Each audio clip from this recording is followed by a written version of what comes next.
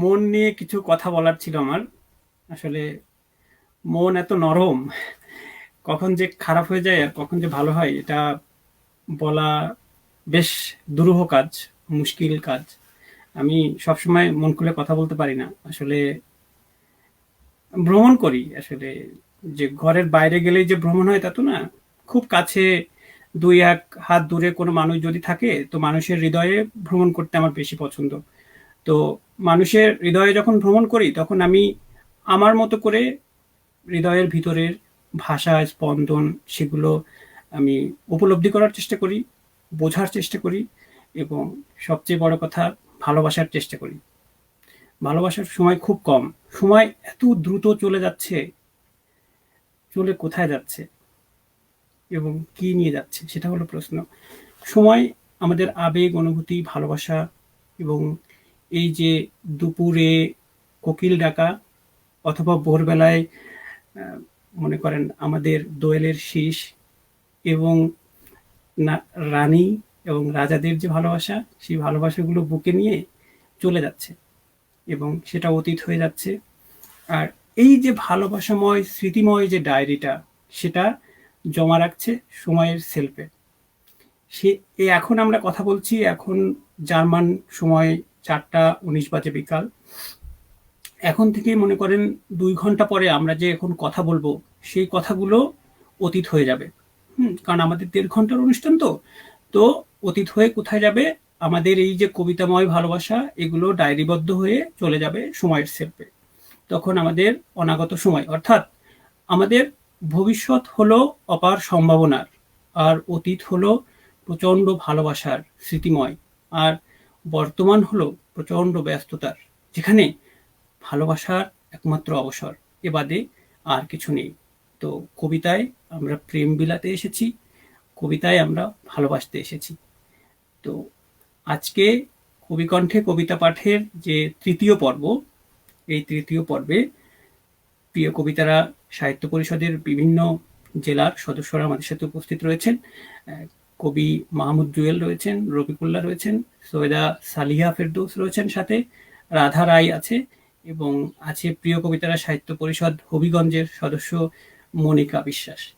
তো প্রথমে আমরা সবাইকে স্বাগত জানাই প্রিয় কবিতারা গ্রুপের পক্ষ থেকে। সবাই প্রিয় কবিতারা গ্রুপের সদস্যই। তো তারপরও আরেকবার ভালোবাসা জানিয়ে সবাইকে স্বাগত জানাচ্ছি। এখন প্রথমে আমরা আসলে সৈয়দা সালিয়া ফেরদৌসের কাছে যাব, ওনার কবিতা শুনবো। সৈয়দা সালিয়া ফেরদৌস কেমন আছেন?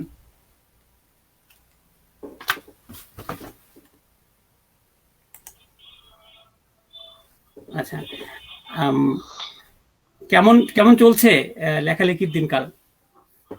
চলছে শুভ সন্ধ্যা। আচ্ছা, শুরুতেই প্রিয় কবিতারা জননন্দিত ফেসবুক পেজে কবি কণ্ঠে কবিতা পাঠের তৃতীয় পর্বে যারা অংশগ্রহণ করেছেন এবং যাদের চমৎকার উপস্থাপনায় আজকের এই আয়োজন মাধুর্যমণ্ডিত করেছেন, সবার প্রতি আন্তরিক কৃতজ্ঞতা।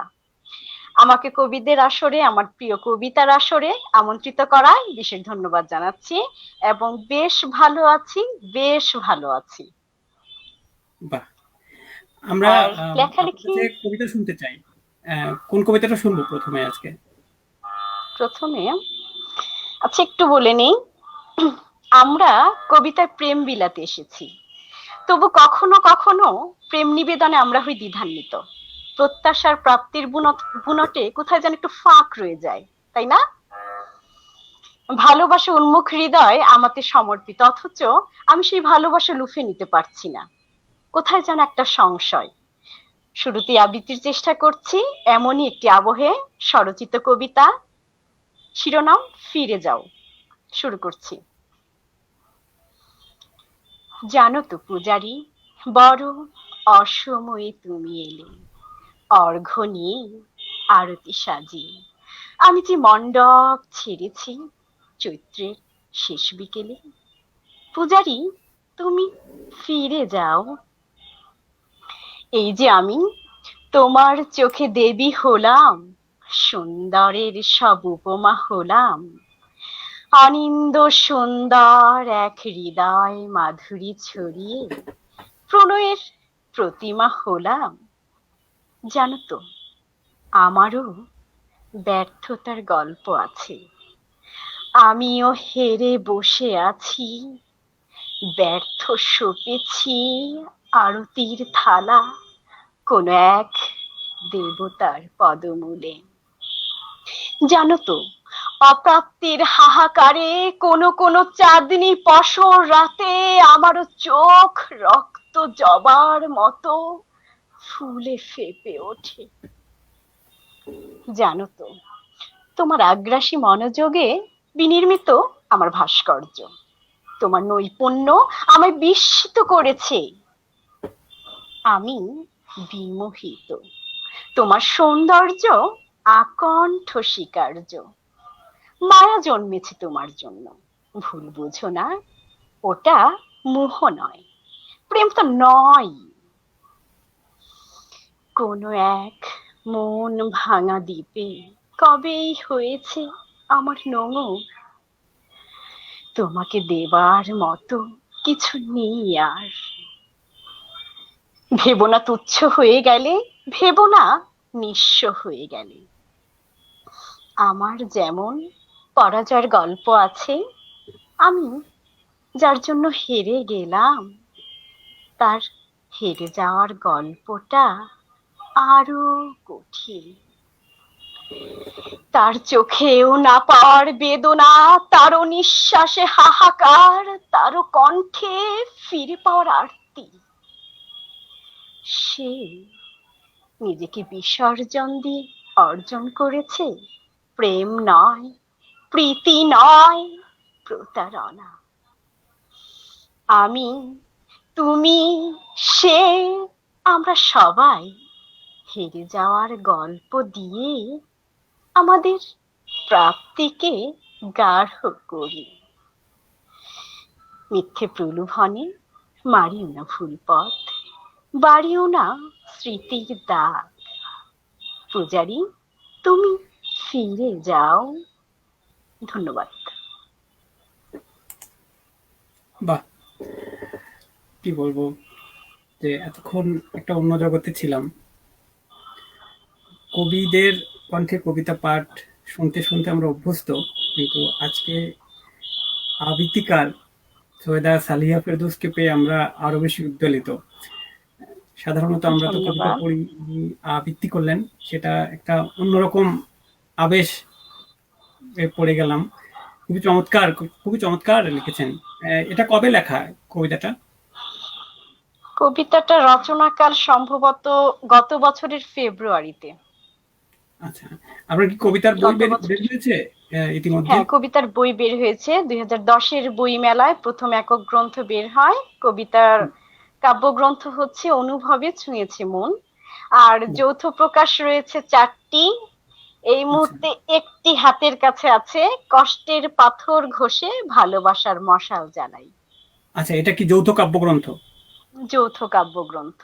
আর একক কাব্যগ্রন্থ এই মুহূর্তে কাছে নেই, আচ্ছা, বের করে দেয়া যাবে। না সমস্যা নেই। যৌথ কাব্যগ্রন্থ যেটা দেখালেন, ওখান থেকে একটা কবিতা শুনে ফেলি তাহলে এখন। ওখান থেকে হুম।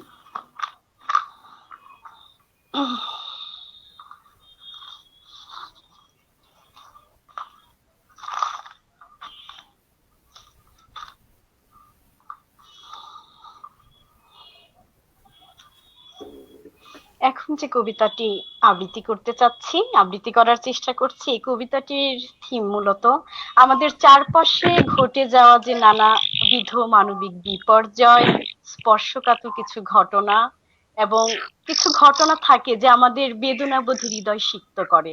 আমরা হয়তো একেবারে নির্বিকার হয়ে থাকি, কিন্তু তখন কলম সৈনিকের কলম প্রতিবাদ মুখর হয়ে ওঠে। ঠিক তেমনই একটি থিম নিয়ে কবিতা, এবং এই কবিতাটি এখন পর্যন্ত আমি যতবার পড়ি আমি নিজেই আবেগ আপ্লুত হয়ে যাই। তো শুরু করছি। শিরোনাম: সভ্যতা নেকড়ের দখলে।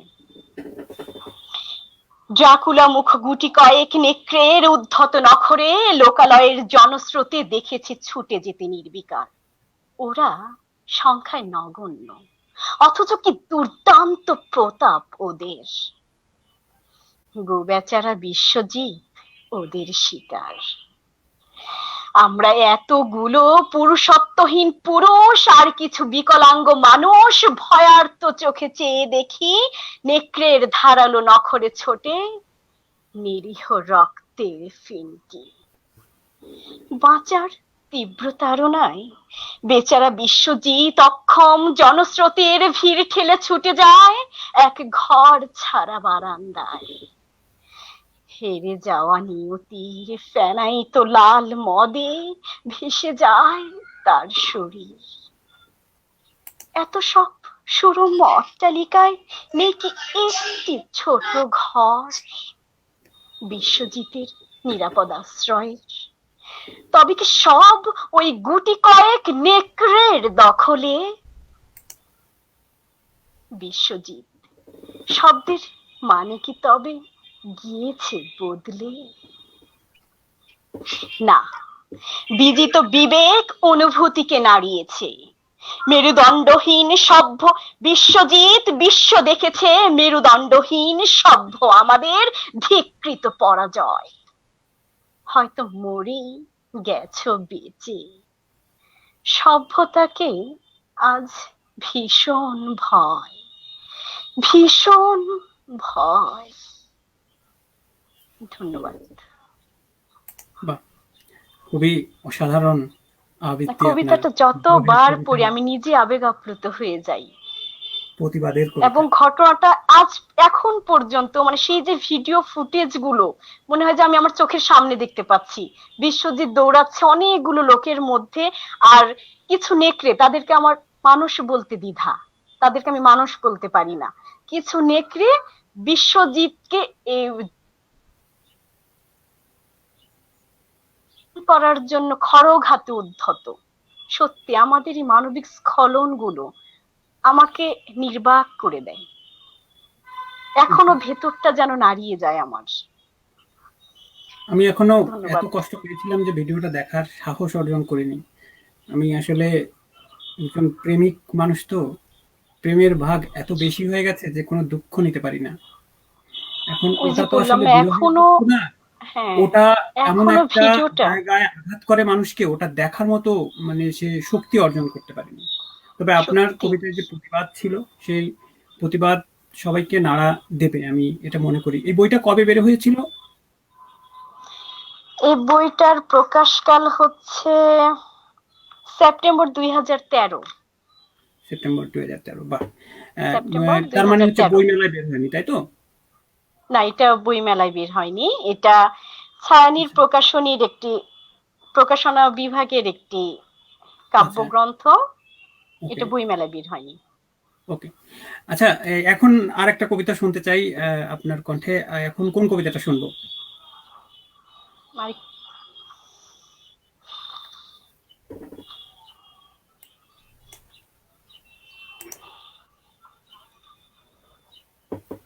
প্রেম হলো, বিদ্রোহ হলো, এবার একটু পরিবর্তিত আবহের কবিতাই শোনাই তাহলে। আচ্ছা। পরিবর্তনই আসলে নিয়ম সিদ্ধ, ভালোবাসাও কিন্তু রং বদলায়, তাই না? একদম। বদলে যায় অনুভূতি। এখন আবৃত্তি করার চেষ্টা করছি বিবর্তনে ভালোবাসা। ঠিক আছে। এক সময় ভালোবাসা বলতে বিমূর্ত এক স্বর্গীয় অনুভূতি বুঝতাম। প্রতিটি রোমকূপ স্পর্শ করা আহ্লাদিত শিহরণ। এখন ভালোবাসার অবয়ব মূর্তমান। মাস্টার বেড ছাপিয়ে ড্রয়িং, ডাইনিং, বড়জোর বেলকনিতে গিয়ে থাকে। ভালোবাসা এখন ইন্দ্রিয় গ্রাহ্য, অতীন্দ্রিয় নয়। একসময় ভালোবাসা বলতে গোছানো সংসার বুঝতাম, এখন বুঝি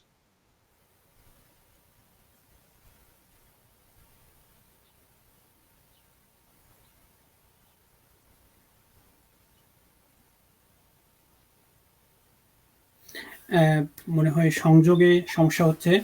তো রফিকুল্লাহ ভাই, আচ্ছা, স- আপনি কি এসেছেন?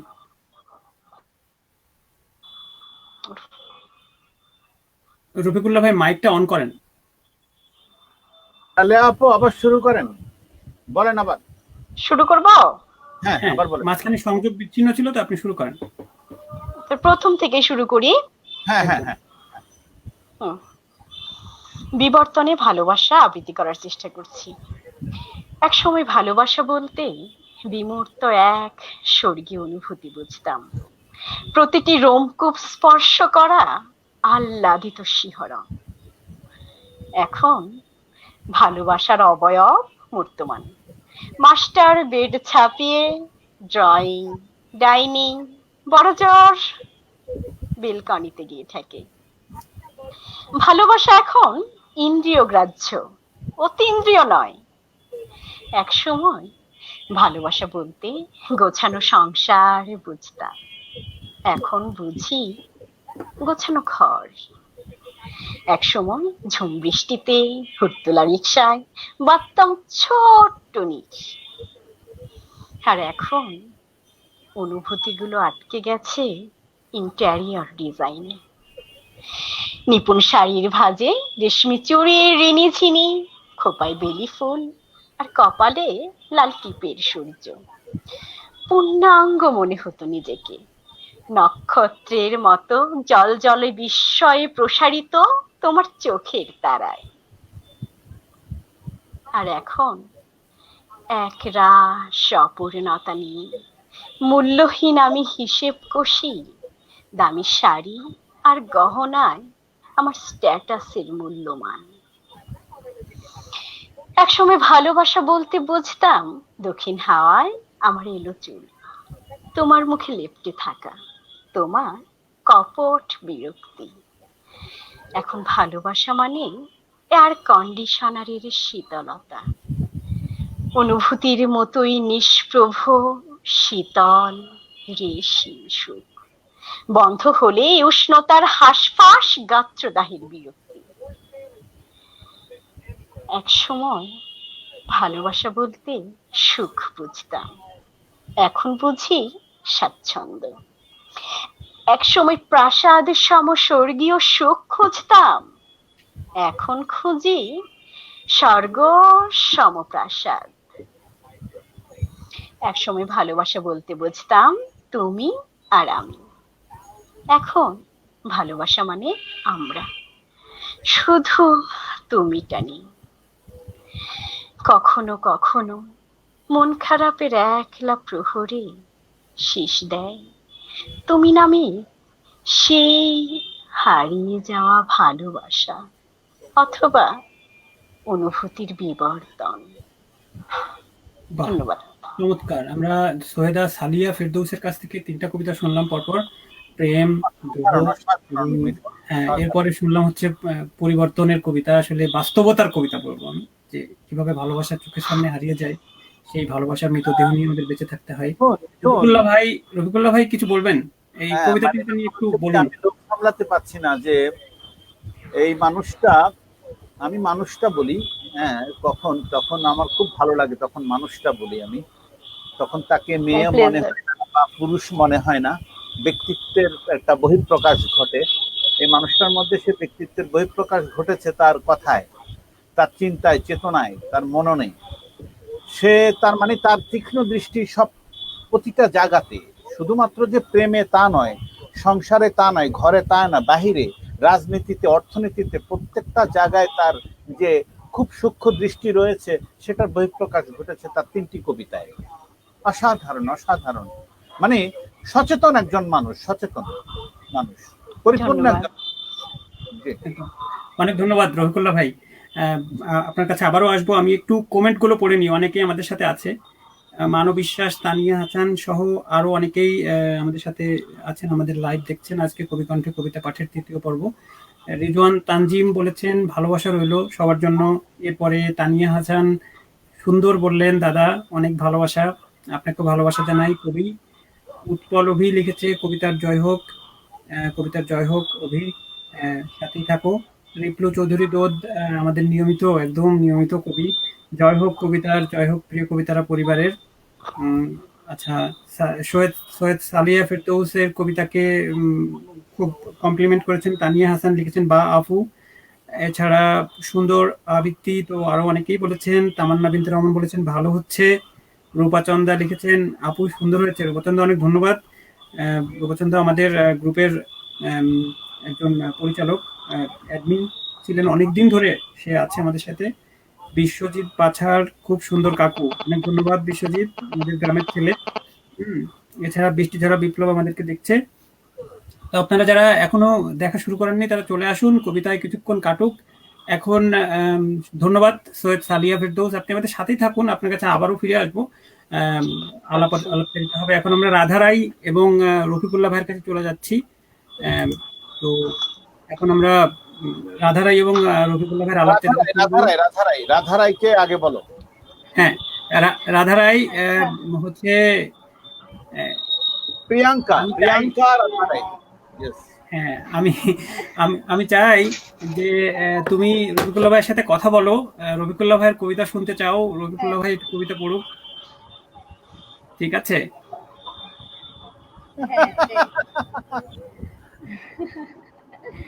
আদাব দাদা, ঈদ মোবারক। হ্যাঁ হ্যাঁ, বলো, শুনছি, তোমার সাথে আমি কথা বলি, বলো। খুব ভালো লাগতেছে আপনার সাথে আইসা কবিতা আড্ডা আমার দিতেছি। তো ভালো লাগছে তুমি আসছো, তোমার কাছ থেকে কিছু নতুন নতুন জিনিস শুনতে পাবো। প্রথমে তোমার একটা কবিতা শুনতে চাই আমি, তোমার লেখা, তোমার কণ্ঠে, তারপরে আমি কথা বলবো। হয়ে যাক, একটা আচ্ছা কবিতা হয়ে যাক তোমার, রাধারাই। হ্যাঁ, আচ্ছা। কালকে তো আপনাদের ঈদ, তো ঈদের জন্য সবারকে আমি শুভেচ্ছা জানাতে চাই আমার কবিতার মাধ্যমে। আচ্ছা আচ্ছা আচ্ছা, হ্যাঁ, আপনাকে শুরু করি দাদা। শুরু করো শুরু করো, কবিতা শুরু করো, সবাই অপেক্ষা করছে তোমার কবিতা শুনবার জন্য। ঈদ মোবারক। ঈদ মোবারক। হ্যাঁ, শুনছো কি তুমি পাখির গান, মনের মাঝে পরিচিত উত্তেজনার টান, কিসের যেন আনন্দের প্রাণ করতে চাইছে মিষ্টি মিষ্টি মেঘ, পারছি না বোঝাতে আনন্দের আবেগ, কিসের এত আনন্দ আমার, কেন তুমি জানো না, আসছি ঈদ তাই তো মানছে না মন, নতুন জামা নতুন সূর্য, নতুন করে মজা, সূর্যময় একটি দিন এলো পেরিয়ে 30 রোজা, মায়ের হাতে পায়েস খাবো খাবো বিরানি, নানির বাড়ি গিয়ে খাবো নানির সুলোগানি, দাদু দিবে ঈদ সালামি, নানা দেবে পাঞ্জাবি, মামা বলবে নেক নিয়ে বল তুই কোথায় যাবি, আব্বু দিবে প্রচুর খেলনা, গিফটুস চাচ্ছু দিবে জারি, সেই জারি খেয়ে তখন আমি 7 সমুদ্র পারি, সারাদিন ঘোরাঘুরি সন্ধ্যায় বাসায় ফেরা। ধন্যবাদ দাদা। বাহ বাহ বাহ ভুল বাহ, ত্রুটি ক্ষমা অসাধারণ। সুন্দর দৃষ্টিতে দেখবেন। মানে আমি মানে ঈদ ঈদ ঈদ উদযাপন হয়ে গেছে কিন্তু এর মধ্যে। হ্যাঁ, তবে ঈদ শেষে যে 7 সাগর পাড়ি দিয়ে রাধারাই প্রিয়াঙ্কা চলে গেছে, আমরা সেটাও দেখতে পেলাম, অসাধারণ। ওই ভালোবাসার দাদা ছিল আমাদের মিঠুন শুরু করেছিল সময় নিয়ে কথা বলছিল, এদিকে হ্যাঁ সালেহা শুনিয়েছিল তার ভালোবাসার কবিতা এবং হ্যাঁ বাস্তবতার কবিতা, মানে লোমহর্ষক বাস্তবতা। বিশ্বজিতের হত্যাকাণ্ড নিয়ে একটি কবিতা বলেছেন, তুমি নিশ্চয়ই শুনেছো। হ্যাঁ আমার হ্যাঁ গায়ে মানে কি বলবো, খুবই শিহরিত, আমি মানে মনে হচ্ছে না আমি নিজেও দেখতে পাচ্ছি না, আমি দেখেছিও, ঘটনা দেখেছি, আবার মনে করিয়ে হ্যাঁ দিল, হ্যাঁ মনটা বিষাদে ভরে গেল। আবার হ্যাঁ তুমি প্রতিছবিটা একটা আনন্দ নিজের দিয়ে সামনে দিলে, চলে আনন্দ আসছে। দেওয়ার সাথে সাথেই আবার মনটা ভরে গেল। ওই মিঠুন শুরু করেছিল মানে সময় নিয়ে কথা বলা শুরু করেছিল। তো আচ্ছা সময় নাকি ইতিহাস হয়ে যায়, সময় নাকি আলমারিতে জমা থাকে। আম, আমি একটু বলি, সময় নিয়ে বলি, খুব হ্যাঁ চমৎকার প্রসঙ্গটা, খুব চমৎকার। সময় নিয়ে আসলে কত সময়, কবে, কখন, কে কিভাবে আবিষ্কার করেছে তা তো আমাদের জানা নেই, কোন বৈজ্ঞানিক আবিষ্কার করেছিল তা আমাদের জানা নেই। তবে আমরা যতটুকু জানি যে সেকেন্ড হিসাব করতে হয়, অনেকগুলো সেকেন্ডের সমন্বয়, একটা মিনিটের সমন্বয়, ঘন্টার সমন্বয়, এক একটা দিনের সমন্বয়, একটা সপ্তাহ পক্ষ, তারপরে মাসের পরে বছরের পরে যুগের পরে একটা মহাকাল, মহাসময় আর কি। তো তো আমরা কি আমাদের জীবনেই যে অনেক সময় পার হয়ে যায়, আমরা কি সব সময় কি মনে রাখি? সম্ভব? সব সময় কি আমরা মনে না রাখতে দাদা, পারি? কিন্তু সম্ভব হয় না কিন্তু। কিন্তু আবার না এটা সম্ভব হয়, আশ্চর্য, খুবই কাকতালীয় বিষয় যে আমরা অনেক সময়কে আমরা বেশ দামি করে তুলি। মনে হয় যে লম্বা সময় বোধহয় আমাদের জীবনে অনেক ইম্পর্টেন্ট। আসলে তা না কিন্তু। ওই একটি মুহূর্ত আমার জীবনে ঘটে গেছে এমন ঘটনা, সেটা আজও আমাকে উদ্বেলিত করে, উল্লসিত করে, আমাকে হাসায়, কাঁদায়, আমাকে ভাবায়। আমি মনে রেখেছি ওই হ্যাঁ একটা মুহূর্ত কিন্তু। আমি অনেকগুলো সময়কে যদি একসাথ করে, আর আমার জীবনে ঘটে যাওয়া ওই একটি মুহূর্ত কিন্তু আমার কাছে অনেক সময়ের চাইতে অনেক মূল্যবান কিন্তু। সেটা থেকে হ্যাঁ আমি অনেক কিছু শিখি। সেটা আমাকে হয়তো কবিতা লিখতে সাহায্য করে, গল্প লিখতে সাহায্য করে, প্রবন্ধ লিখতে সাহায্য করে, আর একটা শিল্প চর্চার ক্ষেত্রে সাহায্য করে। একটা মুহূর্ত আমার কাছে অনেক ইম্পর্টেন্ট। অনেকগুলো ওয়েস্টের সময় চলে যায়, আমরা সব সময়কে মনে রাখি না কিন্তু। না না তো সম্ভব না। আমরা প্রিয় কবিতারা যারা আজকে এখানে সবাই একসাথ হয়েছি, আমরা সবার জন্য আমার শুভকামনা, অভিনন্দন, ভালোবাসা, ঈদের আগাম শুভেচ্ছা, ঈদ মোবারক। এবং যারা শুনছেন তাদেরকে ঈদ মোবারক জানাচ্ছি। যে আমরা যেন, আমরা খুব ভালো নেই কিন্তু সবাই, কিন্তু এই করোনা ক্রান্তিকাল কিন্তু আমরা খুব আপ্রাণ চেষ্টা করছি ভালো থাকবার, হাসি খুশি থাকবার। হ্যাঁ এই তথ্য প্রযুক্তি যদি আমাদের কাছে না আসতো, তাহলে করোনা ক্রান্তিকালটা আমরা কিভাবে কাটাতাম আমরা জানি না। তবে আমি অভিনন্দন জানাই করোনাকে, যে করোনা যদি আসছে বলেই কিন্তু আজকে আমরা এই সব একসাথে। আয়োজন করতে পারছি, হ্যাঁ, এই সময় দিতে পারছি।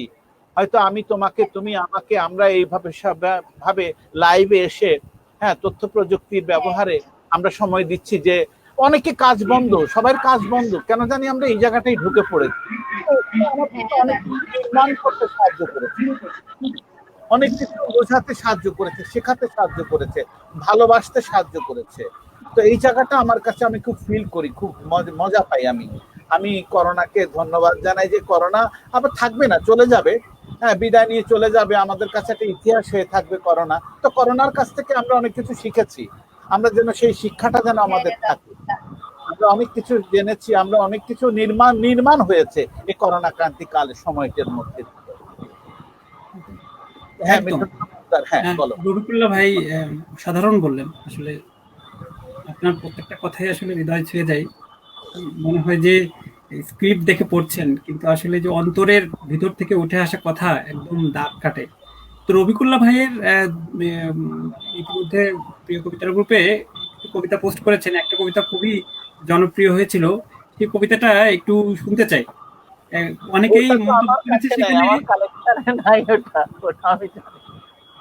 এটা আপনার কোনো মোবাইলে টোবাইলে নেই কবিতাটা আমার এখন? কোনো মোবাইলও নাই, টোবাইলও নাই, আমার ডেস্কটপ। আমি এখন শুনতে চাইলে ইনস্ট্যান্ট কবিতা শুনিয়ে দিতে পারি। আচ্ছা, আমি তাহলে তো একটা ইনস্ট্যান্ট কবিতা আমি শুনিয়ে দিন। তো কবিতা একটা, বলি আমি। হ্যাঁ, হ্যাঁ, ইনস্ট্যান্ট কবিতা শুনিয়ে দিন। তো উল্টা পাল্টা আমার সব সময় কেন জানি আমার কাছে মনে হয় যে স্বাভাবিকভাবে সবাই লিখে, হ্যাঁ, তোমাকে ছুঁইতেই তুমি কেমন জানি পাথর হয়ে গেলা, তারপরে তুমি উড়ে গেলা, তুমি মানে আমারকে দোলা দিয়া তুমি কই চলে গেলা, এরকম মানে, মানে প্রেমের কবিতা, যখন আমরা প্রেম ভালোবাসা, ওই যে সালে আপুর কোথায় আমি একটু উত্তর দিয়ে তারপরে কবিতাটা বলছি, যে ওনার ভালোবাসা উনি ভালো বিশ্লেষণ করেছেন, খণ্ডন করেছেন ভালোবাসার সময়কালকে। ঠিক আছে, আসলে এরকম হয় কিন্তু ছোটবেলার ভালোবাসা একরকম, একটু যখন শিশু, কৈশোর, বাল্য, যৌবন, বার্ধক্য, এক একটা সময়ের ভালোবাসা কিন্তু এক এক রকম কিন্তু। ভালোবাসা কিন্তু আসলে আমাদের মনের কাছে মনে হয় যে ভালোবাসা বোধহয় পাল্টে যায়, আসলে ভালোবাসা পাল্টে যায় না। আসলে আমাদের বয়সটা পাল্টে যায়, আমাদের সিচুয়েশনটা পাল্টে যায়, আমাদের আকার আকৃতিটা পাল্টে যায়, কিন্তু ভালোবাসাটা কিন্তু ভালোবাসাটা অবয়ব কিন্তু একই রকম কিন্তু। এখন আমি খুব ইয়াং, আমি তরতাজা, আমি খুব মানে এক ধরনের রোমাঞ্চ নিয়ে আমি তোমাকে ভালোবাসি, আই লাভ ইউ। আবার এটা বুড়া কালে ধর কি কইছিলাম, খারাপ যাচ্ছে, তারা ফালতু কথা কইছে। আসলে ফালতু কথা না, ওই সময়ের জন্য ওটা খুবই দামি কথা কিন্তু। তো এরকম এখন আমিও ঠিক, আমার কাছে মনে হয় যে গোটা জীবনটাই পাগলামি, তো কবিতার মধ্যে পাগলামি থাকে। যেমন আমি এরকম করে কবিতা, যেমন করোনা, তুমি করোনা, করোনা, অর্থটা করোনা, মানে শব্দটাই করোনা, মানে আমাকে নিশ্চিত বলছে যেন তুমি করোনা, মানে করতে বলা হচ্ছে, বলছে তুমি করোনা করোনা করোনা। আসলে করোনা নয়, করোনা কখনো করুণা করছে না। আমি ভাবছি ভুল, আমি বলছি ভুল। আসলে করোনা বলছে করোনা করোনা। কি করোনা? পৃথিবীকে ভালোবাসো, প্রকৃতিকে ভালোবাসো, সবুজকে ভালোবাসো, পানিকে ভালোবাসো, ঘাসকে ভালোবাসো, হরিণকে ভালোবাসো, পাখিকে ভালোবাসো, নদীকে ভালোবাসো, জলকে ভালোবাসো, মানে পুরো পৃথিবী পৃষ্ঠটাকেই, ব্রহ্মাণ্ডটাকে তুমি ভালোবাসো, তুমি আদর করো, তাহলে সে তোমাকে আদর করবে, সোহাগ করবে, প্রেম দেবে। এই হাওয়াটা, আমি যদি বাতাসটাকে ভালো না বাসি, তাহলে বাতাসটা আমাকে কিন্তু, ওই বাতাসটা দূষিত বাতাসই আমাকে আবার গ্রহণ করতে হবে। কিন্তু প্রকৃতি যদি না রাখি, সবুজ না, আমি মাটিতে পাটা ফেলবো কোথায়? আমার পা মাটি ছোবে কোথায়? আমি তো মাটি রাখি নাই। আবার নতুন করে ঘোষণা, প্রত্যেকটা গ্রাম নাকি শহর হয়ে যাবে। তাহলে আমি সবজি ফলাবো কোথায়? আমি ফুল ফলাবো কোথায়? আমি ভাত খাবো না প্লাস্টিক খাবো? অনেক কথা এসে যায় কিন্তু। তো কবিতা এরকমও হতে পারে। এই কথার কথা তুলে দিলেই কিন্তু কবিতা হয়ে যায় কিন্তু। হ্যাঁ, তো সালেহা আপুর কথায়, মানে ওনার উচ্চারণে আমি সেরকমই পেয়েছি যে উনি একটা চিত্র ধরে ধরে ধরে ধরে চিত্র আঁকেন। ভালো লাগছে, আরো ভালো লাগবে। এখানে জুয়েল মাহমুদের সেদিন কিছু কবিতা শুনেছিলাম। ও তো চুপ করে থাকে, আসলে ও কিন্তু চুপ করে থাকে না, কিন্তু খুব দুষ্ট, কিন্তু খুবই দুষ্টু। কবিতার দিক থেকে, লেখার দিক থেকে, বলার দিক থেকে জুয়েল মাহমুদ, মানে মাহমুদ জুয়েল আমার খুব প্রিয় একজন মানুষ। আমি ওর কিন্তু আমি আবহ পেয়েছি। হ্যাঁ, আমি তার ঝলক দেখেছি, তার কথার মধ্যে, তার কবিতার মধ্যে, তার চিন্তা চেতনার মধ্যে আমি অনেক কিছু পেয়েছি। তো আমরা চলে যাব সেখানে, আমার গল্পখানি আবার পরে হবে। এটা আমি খুব খুশি যাই। রফিকুল্লাহ ভাই, মানে করোনা নিয়ে যা বললেন অসাধারণ ছিল। যে করোনার পরে করোনা কিন্তু আমাদের কিছু কিছু ক্ষেত্রে আশীর্বাদ হয়ে এসেছে। প্রকৃতিকে নতুন করে বোঝার ক্ষেত্রে কক্সবাজার সমুদ্র সৈকত এখন অনেক সুন্দর লাগছে আগে থেকে। তো এখন আমরা মাহমুদ জুয়েলের কাছে চলে যাচ্ছি। মাহমুদ জুয়েল, আপনার ক্যামেরা না, আপনার মাইকটা একটু অন করেন।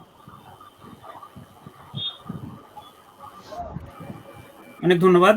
তো মাহমুদ জুয়েল, এতক্ষণ কবিতা শুনলেন, কেমন লাগলো? আপনার আপনার অনুভূতির কথা শুনতে চাই। কবিতা কণ্ঠে কবিতা পাঠ, তৃতীয় পর্ব, সবার কবিতা চলছে, কেমন লাগছে? কবির অনুভূতিটা আগে। আহ অনুভূতি শেয়ার করতে গেলে আমার খুব ভালো লাগছে, কারণ হচ্ছে এরকম ঘূর্ণিঝড়ের মাঝে আমাকে আমন্ত্রণ করার জন্য আমি বেশ সৌভাগ্যবান মনে করছি নিজেকে। সব দিক থেকে খুব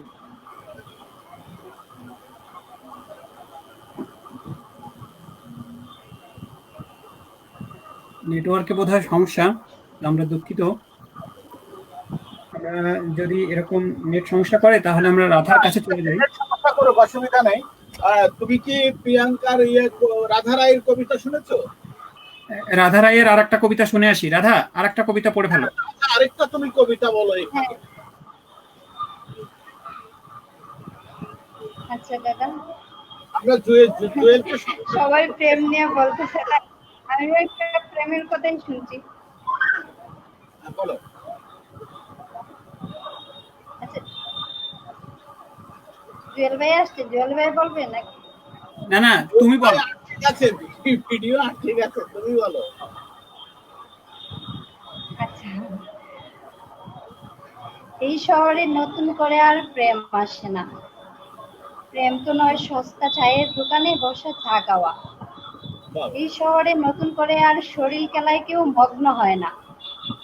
শরীর ছাড়া প্রেমের খেলা, ধ্যানে মগ্ন আরাধনা। এই শহরে নতুন করে আর অপেক্ষা শব্দটা জন্ম হয় না। কত শত অপেক্ষার উপেক্ষার প্রতিদিন হচ্ছে মৃত্যু, তার খেয়াল আর কেউ রাখে না। এই শহরে আজ আর নতুন করে গোলাপ বিক্রি হয় না। ভালোবাসা ছাড়া গোলাপের কুড়ি থেকে আর গোলাপ ফোটে না। এই শহরে নতুন করে গুড় হয় না। আজ আর কুয়াশায় কেউ পান ভেজায় না। কংক্রিটের শহরে ধূসর ঘাসে কুয়াশা জমে না। এই শহরে নতুন করে আর কেউ বেঁচে থাকার স্বপ্ন দেখে না।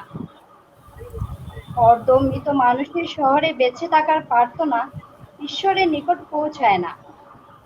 এই শহরে আজ আর কেউ কাউকে ভালোবাসে না। যারা নিজেকে ভালোবাসতে পারে না তারা অন্য কাউকে ভালোবাসবে, তা বাবা বোকামি ছাড়া আর কিছুই নয়। ধন্যবাদ। বাহ, অসাধারণ অসাধারণ।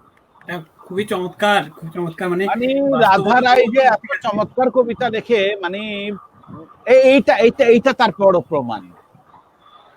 একদম। না, ও কিন্তু আমাদের প্রিয় কবিতারা গ্রুপে বেশ কয়েকবার এতদিন পর্যন্ত মনে হয় 6 বার না 7 বার যেন প্রিয় কবি নির্বাচন হয়েছিল। হ্যাঁ, মানে আমরা ওই মজা করে নির্বাচন করতাম যে আজকের এই সপ্তাহের সেরা কবি শিরোনামে। তো ও একবার 2017 না 2016 সালে যেন সেরা কবি হয়েছিল একবার। অনেক ভোট। হ্যাঁ, তো যাই হোক, তো ওই সেরা তবে কবি এই কবিতাটা কিন্তু সেই রকম একটা কবিতা, আমি মানে অন্যরকম মজা পেয়েছি, একদম। অন্যরকম মজা পেয়েছি। আর সবচেয়ে বড় কথা যে ওর কথাবার্তার ভিতরে যে মাটির টান, সেই মাটির টানটা হলো কবিতার ভিতরে এমন ভাবে মিশে যায় যে এটা হৃদয়কে কাছে নিতে বাধ্য। রাধারাই, অসম্ভব সুন্দর হয়েছে কবিতা। তা তোমার কি বই বের হয়েছে রাধা? ধন্যবাদ। তোমার না, এখনো বের করা হয় নাই। আর এমনিতে যৌথ একটা কাব্যগ্রন্থ বের হয়েছিল আচ্ছা, যৌথ কাব্যগ্রন্থটার নাম কি ছিল? 2015-16 জল তরঙ্গ। জল তরঙ্গ। বাহ, খুবই খুবই চমৎকার। আমরা একটু এই ফাঁকে একটু কমেন্ট পড়ে আসি, অনেকেই আমাদের সাথে আছেন। এখন উৎপল অভিত আছে আমাদের সাথে। দুজন ব্যাপারী লিখেছে অসাধারণ। রিপলু চৌধুরী দোদ লিখেছে রাধা রায় প্রিয় কবি, ভালোবাসা নিরন্তর, শুভকামনা সবসময়। এছাড়া প্রিয় কবি রফিকুল্লাহ ভাইয়ের কবিতা শুনতে চাই। রফিকুল্লাহ ভাইয়ের কবিতা শুনবো। রফিকুল্লাহ ভাই তো আজকে ইনস্ট্যান্ট কবিতা পড়বে, আগের লেখা কোনো কবিতা পড়বে না সে। তানিয়া হাসান লিখেছে অনেক ভালো বলেন জনাব রফিকুল্লাহ। আচ্ছা, বাহ, রফিকুল্লাহ ভাইয়ের ফ্যান বাড়ছে। রিপলু চৌধুরী দোদ খুব সুন্দর কথা বলেছেন প্রিয় কবি রফিকুল্লাহ প্রকৃতিকে নিয়ে। বাহ। শৈবাল ঘোষ লিখেছে মাহমুদ জুয়েল হচ্ছে দাদা তুপা রুস্তম। আচ্ছা, মাহমুদ জুয়েলের একটু সমস্যা হচ্ছে, নেটের কারণে আসতে পারছে না, আসবে। আচ্ছা, শৈবাল ঘোষ আরো লিখেছে রাধা রায়ের লেখনী জাদুময়। অনেক ধন্যবাদ শৈবাল ঘোষ, রিপু চৌধুরী দোদ, সবাইকে অনেক ধন্যবাদ, অনেক ভালোবাসা। হ্যাঁ, আমাদের সাথেই থাকুন আপনারা। আপনাদের কমেন্ট তো আমরা পড়বই, কারণ আপনাদের কমেন্ট এবং এই মন্তব্য এগুলোই হলো আমাদের অনুপ্রেরণা, নইলে আমরা কবিতা নিয়ে কিভাবে আগাবো। হ্যাঁ, সবাইকে আসলে অনেক ভালোবাসা জানাচ্ছি। হ্যাঁ, তো রফিকুল্লাহ ভাই, একদম সেটা তো দরকার, নাহলে তো কবিতা লেখা যাবে না। তো রফিকুল্লাহ ভাই, একটা কথা বলতে চাই, সেটা হলো এই যে আপনি তো ছবি আঁকেন, তো মাঝে মাঝে কিছু বৈসাদৃশ্য আপনার চোখে পড়ে, সেক্ষেত্রে মাঝে মাঝে আপনি উল্টো পাল্টা থিমে লেখেন, যে উল্টো পাল্টা কবিতা। হ্যাঁ, তো আপনার কবিতা একবার পড়লে মন ভরে না, দ্বিতীয়বার পড়তে হয়, মানে বোঝায় ঘাটতি থেকে যায়। হ্যাঁ, তো এই ব্যাপারগুলো কেন, মানে কেন কবিতায় কঠিন করে উপস্থাপন, এটা একটু জানতে চাই। ঘটনা হচ্ছে যে যে আমার কবি হওয়ার খুব ইচ্ছে ছিল। তখন ওই সময়টা, তখন এইরকম অবস্থা ছিল না, 1980 সাল। তখন দেয়াল পত্রিকা করা হতো, দেয়াল পত্রিকা। আচ্ছা, আমরা বিভিন্ন জায়গা থেকে কবিতা কালেক্ট করতাম, বিভিন্ন বন্ধুদের কাছ থেকে। একটা বোর্ড নিতাম, বোর্ডের মধ্যে সেগুলা সুন্দর করে লিখে আমরা সাজাতাম, তারপরে ছবি আঁকতাম। তো দেয়াল পত্রিকা সম্পর্কে কারো ধারণা আছে কিনা জানি না, এখানে আপাত থাকতে পারে দেয়াল পত্রিকা। হ্যাঁ, আচ্ছা আচ্ছা, দেয়াল পত্রিকা সে বিশাল একটা, মানে কি বলবো, যে এটা যে কি রকম মজার একটা ব্যাপার, তখন কিভাবে যে টানতো। এমনকি স্কুলে মানে সব ছেলেমেয়েরা ভিড় করতো, সব স্কুলে হতো, আন্ত স্কুলে হতো বা জাতীয় ভাবে হতো। এই দেয়াল পত্রিকা প্রতিযোগিতাটা অনেক ভয়াবহ ব্যাপার ছিল। তো সেই সময় কুষ্টিয়ার দেয়াল পত্রিকার দায়িত্বটা ছিল আমার। আমি তখন ক্লাস 6-7 পড়ি। তখন যেহেতু ছবি আঁকি, আবার তো ছবি আঁকতে আঁকতে দেয়াল পত্রিকা অলঙ্করণের দায়িত্বটা আমার উপরে পড়েছে। তা আমি চিন্তা করলাম, আমি শুধু অলঙ্করণ করবো, আমি আমার লেখা থাকবে না, একটা কবিতাও লেখা থাকবে না। তো আমি কবি হওয়ার চেষ্টা করলাম, তো কবিদের তো ফলো করছি যে কবি কিভাবে হয়, কবিরা দেখতে কেমন। তো দেখি যে কবিরা একটা ঢোলা পাঞ্জাবি পরে, কেমন জানি একটা উস্কুর, আমি ঠিক ওদেরকে নকল করা শুরু করলাম। ওরা কোথায় বসে সেই জায়গাগুলো চিহ্নিত করলাম, সেখানে যে বসলাম, একটু ঝোলা ব্যাগ নিলাম, একটা কাগজ নিলাম, কলম নিলাম, খাতা নিলাম, যাই ঠিক ওই রকম উদাস হয়ে বসে তো একটু ঘাস ছিঁড়ি, একটু টুকুস করে পানিতে একটু ঢিল ছুড়ি, আর এরকম উদাস হয়ে আকাশের দিকে তাকায় থাকি আর ভাবি, আর কোনো শব্দ আসে না। হ্যাঁ, ওই তোমাকে আমাকে উহাকে ঘাস মেঘ ওই ওখানে আটকে থাকে, একটা জায়গায় আটকে থাকে। হ্যাঁ, হয় না, আরেক জায়গা চেঞ্জ করি, আবার আরেক জায়গায় যাই, আর হয় না, আরেক জায়গায় যাই, হয় না, আরেক জায়গায় যাই। তো এখন এক জায়গায় ধান ক্ষেতের পাশে বসে আছি, এবার লাস্ট চেষ্টা যে এখন কবি হইতেই হবে আজকে। কবি হতেই হবে। হ্যাঁ, কবি হতেই হবে। এই করেছি পণ। হ্যাঁ, কবি আজকে এই হইতেই হবে। করেছি পণ। আজকে অলরেডি 15-16 দিন হয়ে গেছে, কিন্তু আমার মানে কি বলবো, কবি কবি হওয়া হওয়ার, হচ্ছে না। কবি হইতেই হবে আমাকে। তো 15 দিনের মাথায় তো একটা ধান ক্ষেত, গ্রামে চলে গেছি, এখন ধান ক্ষেতের পাশে বসছি, একদম ধান ক্ষেত সামনে নিয়ে বলছি, তুমি ধান ক্ষেত, তোমার ধান, তোমার এইটা, তোমার এইটা। দেখি যে এটা কবিতা হইতেছে না, কি যেন এটা হইতেছে, মনে হয় যে ধান গাছের সাথে কথা বলতেছি।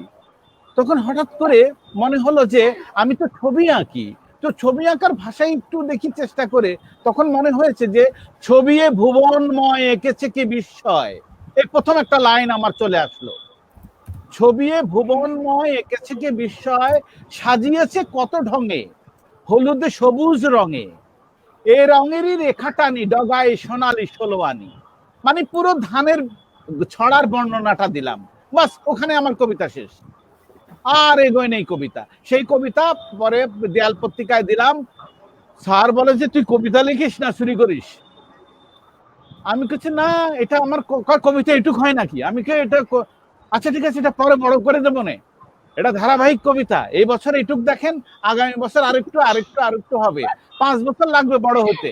মানুষ বড় হতে বড় লাগে না, সময় লাগে না, আর কবিতা হুট করে বড় হবে কি করে। স্যারকে হেবি ঘাপান দিলাম আর কি, ঘাপান দিলাম। স্যার বলে যে না না ঠিক আছে ঠিক আছে, বুঝতে পেরেছি, তোর কবিতা এখন শিশু কবিতা, এটা ছোট হবে, এটা আগামী দিনে বড় হবে, ঠিক আছে। তো তোর কবিতাটা খুব ভালো হয়েছে। হ্যাঁ, আবার পড়তো, তো আবার পড়লাম। ছবিয়ে ভুবনময় এঁকেছে বিস্ময়, সাজিয়েছে কত ঢঙে, হলুদে সবুজ রঙে, এ রঙেরই রেখা টানি ডগায় সোনালি ষোলোয়ানি। তার মানে ধান যখন পেকে যায় তখন ওটা সোনার মতন হয়, 16 আনি, একদম 1 আনিও কম না, একদম 1 ভরি পুরা, ঠিক আছে। তো এই হচ্ছে আমার কবিতা জীবনের মানে অনেক অনেক অনেক ধন্যবাদ, অনেক অনেক কিছু জানলাম আসলে রফিকুল্লাহ ভাই। হ্যাঁ, মানে সেই। আপনারা যারা ওই সময়ে মানে যুবক ছিলেন বা 80-র দশক 90-এর দশক, ওই সময়ের ছোট কাগজের আন্দোলন বা দেয়াল পত্রিকার যে ব্যাপারগুলো, এই ব্যাপারগুলোর একটা সোনালী সময় চলে গেছে। তো তাহলে আমি আরেকটু অ্যাড করি তোমার সাথে। এই দেয়াল পত্রিকার নেশা আমাকে পেয়ে বসছে, আমি ছোট কাগজ বের করব। তখন আমাদের বাংলাদেশে প্রথম যে ছাপাখানা কাঙাল হরিনাথের, মানে শিলাইদহে রবি ঠাকুরের বাড়ির পাশে কাঙাল হরিনাথের সেই ছাপাখানার কথা কার জানি মনে আছে জানি না, বাংলাদেশে প্রথম ছাপাখানা, সেই ছাপাখানা শেষ হয়ে যাবে, বিলুপ্ত হয়ে যাবে, আর এই বছরই লাস্ট। আমি তড়িঘড়ি করে করলাম কি যে না, এই বছরই আমার একটা কাব্যগ্রন্থ ওখানে, মানে সম্মিলিত যৌথ সবাই লেখা নিয়ে একটা বই চটি আকারে হলো আমি ওখানে ছাপবো, একটু ইতিহাস করে রাখবো। তো সেই সৌভাগ্য হয়েছিল, আমি যথারীতি প্রচ্ছদের দায়িত্ব পেয়েছিলাম, যে তোমাকে তাহলে প্রচ্ছদটা করতে হবে। সবাই লেখা দিয়েছিল সেই সময়, কবি খোয়ম বাসার আলী হাসান যিনি লালন গবেষণা করেছেন, উনিও ওই কবিতা লিখে দিয়েছিলেন ওই সংকলনে। তো সেখানে মানে এটা একটা ইতিহাস। আমি আমার ফেসবুকে আমার করা আছে, আপলোড দেওয়া আছে, আমার প্রথম জীবনের প্রথম সেই সংকলনটি, সে কত সালে হয়েছিল, কে কে কবিতা দিয়েছিল, কার কার কবিতা ছাপা হয়েছিল। তো ওইটা একটা ইতিহাস, অনেক বড় ইতিহাস, একেবারে হিরণময় একটা স্মৃতি। হ্যাঁ, হিরণময় স্মৃতি বলা চলে। এমনকি সেখানে ওই বইয়ের জন্য আবার বিজ্ঞাপন লাগবে, তো বিজ্ঞাপন জগতি সুগার মিলে গেলাম, ওখানে গেলাম, অমুক টেলার্স তমুক টেলার্স। হ্যাঁ, তো মজার ওই তখনকার ভাষাগুলো খুব সুন্দর বিজ্ঞাপনে, লাস্টে যে বিজ্ঞাপন দেই। হ্যাঁ, তো সেই সংখ্যা যারা দেখেনি, তা আমি আমি কবিতা ইয়েতে আমি ট্যাগ করে দেব সেই পোস্টটা, সবাই দেখতে পারবে। খুবই খুবই ভালো হবে। হ্যাঁ, আমি ট্যাগ করে দেবো সেই সংকলনটা, খুবই সবার কাছে ভালো লাগবে যে ওই সময়কার একটা সংকলন দেখা, কাঙাল হরিনাথের ওই প্রেসে ছাপা, এটা একটা বিশাল ব্যাপার। সে স্মৃতিটা আমার আছে, আমার জীবনের প্রথম প্রচ্ছদ করা, হ্যাঁ, ক্লাস 6-এ থাকতে, তো সেটা একটা স্মরণীয় ব্যাপার। কিন্তু আচ্ছা, তো তোমার আচ্ছা, কথা শুনে এখন অ্যাড করলাম আর কি, সরি। না না, খুব ভালো, খুব ভালো করেছেন। না, খুব এখন ভালো সোহেদা লাগে সালিয়া ফেরদৌসকে কাছে চলে যাচ্ছি। তো সালিয়া ফেরদৌস, আপনার কৈশোর কোথায় কেটেছে? তখন কবিতার আবহাওয়া কেমন আমার ছিল আসলে? কৈশোর কেটেছে জামালপুর জেলায়। আচ্ছা, এখন থাকছি শেরপুর জেলায়। শেরপুর হচ্ছে শ্বশুর নিবাস, সেই সূত্রে শেরপুর আছি। আর আমার আচ্ছা। শৈশব কৈশোর কেটেছে জামালপুর জেলায়, পাশাপাশি জেলা, একটা নদীর শুধু ফারাক। কি নদী সেটা? তো জি, নদীর নাম কি? নদীর নাম কি? নদীর নাম কি? ব্রহ্মপুত্র। ব্রহ্মপুত্র নদ। আচ্ছা, বাহ। ব্রহ্মপুত্র নদ যেটা, এই নদটা দিয়ে শেরপুর জেলা এবং জামালপুর জেলা দ্বিধা বিভক্ত। নদীর এপাশটা হচ্ছে শেরপুর, ও পাশে গেলেই জামালপুর। আচ্ছা, আগে তো আমরা নৌকা পার হতাম, ফেরি পার হতাম, এখন ব্রিজ হয়ে গেছে, এখন একেবারে ডিরেক্ট ব্রিজের উপর দিয়ে যাওয়া যায়। তো শহরেই বেড়ে ওঠা, জামালপুর শহরেই বেড়ে ওঠা, এবং মধুময় শৈশব বলতে হবে। যে আমরা যারা 90 দশকের, যারা সত্যি আমরা হয়তো ইন্টারনেটে বন্দি ছিলাম না, এবং আমরা একটা মধুময় শৈশব পেয়েছিলাম। বাহ। এই আচ্ছা, সবাই মিলে। সালেহা আপা, আপনাদের জি, এই বৃহত্তর ময়মনসিংহের একটা সমবায় সমিতি আছে, জানেন কিনা জানি না, ঢাকাতে বৃহত্তর ময়মনসিংহ জেলার একটি সমবায় সমিতি আছে, সেটার নাম হচ্ছে সে টানে কি মজা। সেতে হচ্ছে শেরপুর, তাতে হচ্ছে টাঙ্গাইল, নেতে টাঙ্গাইল, নেত্রকোনা, হ্যাঁ, নেত্রকোনা, কিনতে কিশোরগঞ্জ, মতে ময়মনসিংহ, যাতে জামালপুর। জামালপুর। সে টানে কি মজা সমবায় সমিতি। বাহ, এটা অসাধারণ। তারপরে সালিয়া ফেরদৌস, আপনি বলছিলেন তো ওই সময় আসলে ছোট কাগজের প্রচলন ছিল। আপনারা কি ছোট কাগজ করতেন? লিটল ম্যাগাজিন আমি ওই করতেন? যে কালি ও কলম নামে একটা মাসিক সাহিত্য সাময়িকী ছিল, ওটাতে এখন নেই? লিখতাম। এখন ওটা নেই, এখন নেই। এখন বিষয়টা হয়ে গেছে কি, এখন লেখালেখিটা কেন জানি না ফেসবুক নির্ভর হয়ে গেছে বেশি। আচ্ছা, যেমন আগে যেটা হতো যে লেখাগুলো লিখতাম, লিখে আবার কম্পিউটার কম্পোজ করতাম বা ফটোকপি করতাম, নিজের লেখাটাই ফটোকপি করতাম, করে ড্রপ করতাম, এরপর লেখাটা কাগজে আসতো। এই যে একটা ল্যাংদি প্রসেস, এখন সেখানে তো একেবারে সীমিত হয়ে গেছে। এখন আমি লিখলাম, নিজেই পোস্ট করলাম, নিজের পেজে পোস্ট করলাম, রিয়েকশন গুলো দেখছি, এরকম হয়ে গেছে। এরকম করে আসলে ওভাবে ওই মানে ছোটবেলার যে আমার সেই কলম কলি, কালি ও কলম, ওগুলোতে এখন আর ওভাবে আর লিখা পাঠানোও হয় না। আর কালি ও কলম সম্ভবত অ্যাবলিশ হয়ে গেছে, ওটার চলমান নেই এখন। আচ্ছা, আচ্ছা, খুব আর ভালো। আচ্ছা, রাধা, রাধা, তোমার তো হবিগঞ্জেই বেড়ে ওঠা নাকি? তো হবিগঞ্জে যখন তুমি বেড়ে উঠছো, তোমার স্কুল কলেজ, ওই সময়ে কবিতার শ্বশুর কবিতা আমার চর্চার এখানে। ক্ষেত্রে, আচ্ছা, কবিতা চর্চার ক্ষেত্রে তোমরা কি কি করতে? দেয়াল লিখন এছাড়া আর কি কি করতে? না, আমার আসলে ঘরের ভিতরেই সবকিছু, বাইরে যাওয়ার ওইরকম সুযোগ আছিল না, আচ্ছা, বুঝছো? মানে ঘরবন্দির মতো। মানে আমাদের যে ফ্যামিলি, আত্মীয় স্বজন, ওইগুলায় এতটুকু ছিল না, মানে কেউ এরকম ছিল না, যার কারণে আমার ঘরবন্দি থাকতে হইতো। আচ্ছা, তো ওই সময় আমার যাওয়া হয় নাই, কিন্তু বাসা থেকে উৎসাহ পাইতাম অনেক। যা লিখতাম ওই কাগজে কলমে। আর তারপর তো দেখা হলো প্রিয় কবিতার সাথে, ওইখানেই আমার শুরু। হ্যাঁ, ঘরের ঘরের ভিতরেই কবিতার একটা জগৎ, নতুন জগৎ তৈরি হলো। হ্যাঁ, তো তোমার কাছ থেকে তো 2টা কবিতা শুনেছি, আর একটা কবিতা শুনতে চাই। তো আরেকটা কবিতা শুনে ফেলি। ওকে, ভুল ত্রুটি ক্ষমা করবেন, আমি ওইরকম ভাবে পারি না। তোমার পারার দরকার নাই, তুমি শুরু করো। ভুল ত্রুটি ক্ষমা করে দিলাম। আচ্ছা, শুরু করতেছি। কবিতা ওকে। আত্মা। এই তুমি নাকি ভালোবাসতে, তুমি নাকি আমারে তোমার আত্মার সংস্পর্শে রাখতে। আজ আমার না তোমার আত্মা দেখতে ইচ্ছে করছে। তোমার আত্মা কোথায়? কোথায় আমি আছি? কোনখানে আমার শূন্যতায় তোমার ব্যথা হয়? আজ তোমার আত্মার কপাট খুলে দেখতে ইচ্ছে করছে। কোনখানে তোমার গভীর ভালোবাসা জন্মেছিল? শৈবাল পুকুরে শেওলার মতো আজ তোমার খুব দেখতে ইচ্ছে করছে। পারবে তো দেখাতে?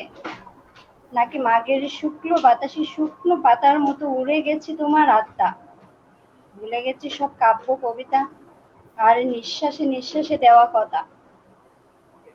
ধন্যবাদ। বাহ! এই রাধা রায় তো মানে ডেঞ্জারাস কবি, কত মানে এ তো খুব, হ্যাঁ, মানে কি বলবো, যে মানে আমার মাথায় ধরে না। মানে তুমি এই যে চার্জ করছো, মানে আনবিলিভেবল, অসাধারণ অসাধারণ রাধা রায়। আমি তোমার ফ্যান হয়ে গেছি। বাহ! এখন তুমি বাতাস খাইতে পারো। হ্যাঁ, আপনার ফ্যানও বাড়ছে, রাধা রায়ের ফ্যানও বাড়ছে। হ্যাঁ, আপনি ফ্যান মারছে আর আমার চুল উঠতেছে। হ্যাঁ, সেই সেই সেই সেই অসাধারণ অসাধারণ। তার উপলব্ধি গুলো, ফিলিং গুলো। ওই যে মিঠুন একটা কথা বলেছিল, মাটির টান আছে। আসলে এই সোদা মাটির গন্ধ টান আছে ওর, মানে একটা গ্রাম গ্রাম ব্যাপার আছে। কিন্তু আমার কাছে কেমন জানি জীবন আনন্দের যে ফ্লেভার গুলো ইয়ে করে না, ঠিক ওইরকম একটা ধাঁচ আছে ওর মধ্যে। বাহ! যখন গ্রামের লেখে, শহরকে ছাড়েনি কিন্তু, ও গ্রামে বসে শহরকে কিন্তু মাইর দিয়ে দিছে না, কিন্তু। না, না, ও কিন্তু শহরেই থাকে। ও কিন্তু শহরেই থাকে। হ্যাঁ, কিন্তু শহরের থেকেও যে সেই মানে পুরো শহরটাই যখন গ্রাম, এখনো তো মানে গ্রাম কনসেপ্টটা কি, যখন মাটির সাথে সম্পর্কযুক্ত যে বিষয়টা, তখন সেটাকে আমরা গ্রাম বলি। কিন্তু শহরে থেকেই যখন আপনাকে গ্রামের ফিলিংটা দিচ্ছে, সেটা একটা বিষয়। সেটা আপনি রাইট চমৎকার রাইট। হ্যাঁ, হ্যাঁ, তো এখন আমাদের সাথে যুক্ত হচ্ছে কবি উৎপল অভি, আমাদের প্রিয় কবিতারা গ্রুপের পরিচালক মণ্ডলীর সদস্য। তো অভি, ক্যামেরা তো ঠিক আছে, মাইকটা একটু অন করতে হবে।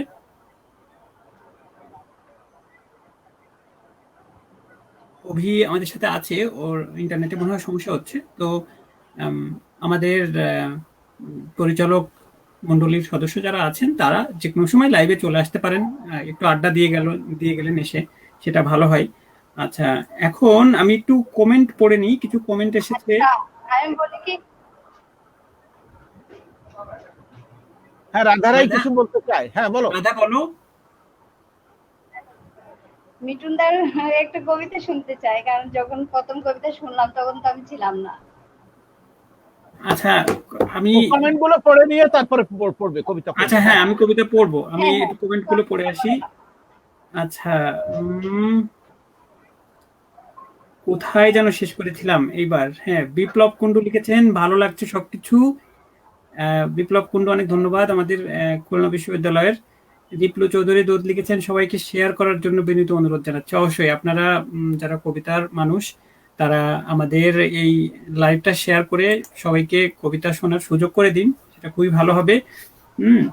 এরপরে তানিয়া হাসান লিখেছেন, কি চমৎকার জনাব রফিকুল্লাহ। বাহ! শৈবাল ঘোষ লিখেছেন, রফিকুল্লাহ ভাইয়ের কথায় আমি কবিতাটা মনে পড়ে গেল। নন্দলাল তো একদা একটা করিল ভীষণ পণ। রফিক ভাই অবশেষে কবি হয়েই ছাড়লেন। বাহ, চমৎকার। বিপ্লব চৌধুরী দূত লিখেছেন, আমার প্রাণ প্রিয় কবি কবি মিঠুন কুমার সমাদ্দার দাদা, ভালোবাসা সবসময়। অনেক ভালোবাসা রইল রিপ্লু, আমাদের সিলেটের কবি। আচ্ছা, এছাড়া আমাদের প্রিয় কবিতারা সাহিত্য পরিষদ ভোলার কবি মুকসিটিন ফারুকি মুগ্ধ আমাদেরকে দেখছে। মুগ্ধকে জানাই অনেক শুভেচ্ছা, এবং ঈদের শুভেচ্ছা তো রইলই, আগাম ঈদের শুভেচ্ছা। রিপ্লু চৌধুরী আরো লিখেছে, অসাধারণ হয়েছে প্রিয় কবি রফিকুল্লাহ ভাই, অনেক তথ্য জানতে পারলাম দেওয়াল পত্রিকা নিয়ে, স্মৃতি কথা বলে প্রিয় কবি। বাহ, চমৎকার। এছাড়া নাইমা নূর লিখেছেন, উল্লাস শাফি। আচ্ছা, উল্লাস শাফিকে মনে হয় এখানে মেনশন করেছে, তো খুবই ভালো। উল্লাস শাফি, উম, চলে আসেন, আমরা কবিতা পড়ি। আচ্ছা, নাইমা নূর মাহমুদ জুয়েলকেও মেনশন করেছে, খুবই ভালো। বিপ্লব কুণ্ডু লিখেছে, কবি রফিকুল্লাহ ভাইয়ের কাছ থেকে অনেক কিছু শেখার আছে, ভালোবাসা অবিরাম কবিতার জয়ক। হ্যাঁ, রফিকুল্লাহ ভাইয়ের কাছে অনেক কিছু শেখার আছে বলেই তো রফিকুল্লাহ ভাই আসবেন এবং আমাদের সাথে থাকবেন। নাইমা নূর আরো উল্লেখ করেছেন, কালীয় কলম পাওয়া যায় পুরনো সংখ্যা আজিজ সুপার মার্কেটের নিচে। বা উপকৃত হলাম এই তথ্যটা পেয়ে। মাহমুদুল হাসান আমাদেরকে দেখছে। মাহমুদুল হাসান, শুভেচ্ছা রইলো, দেখতে থাকো আমাদের।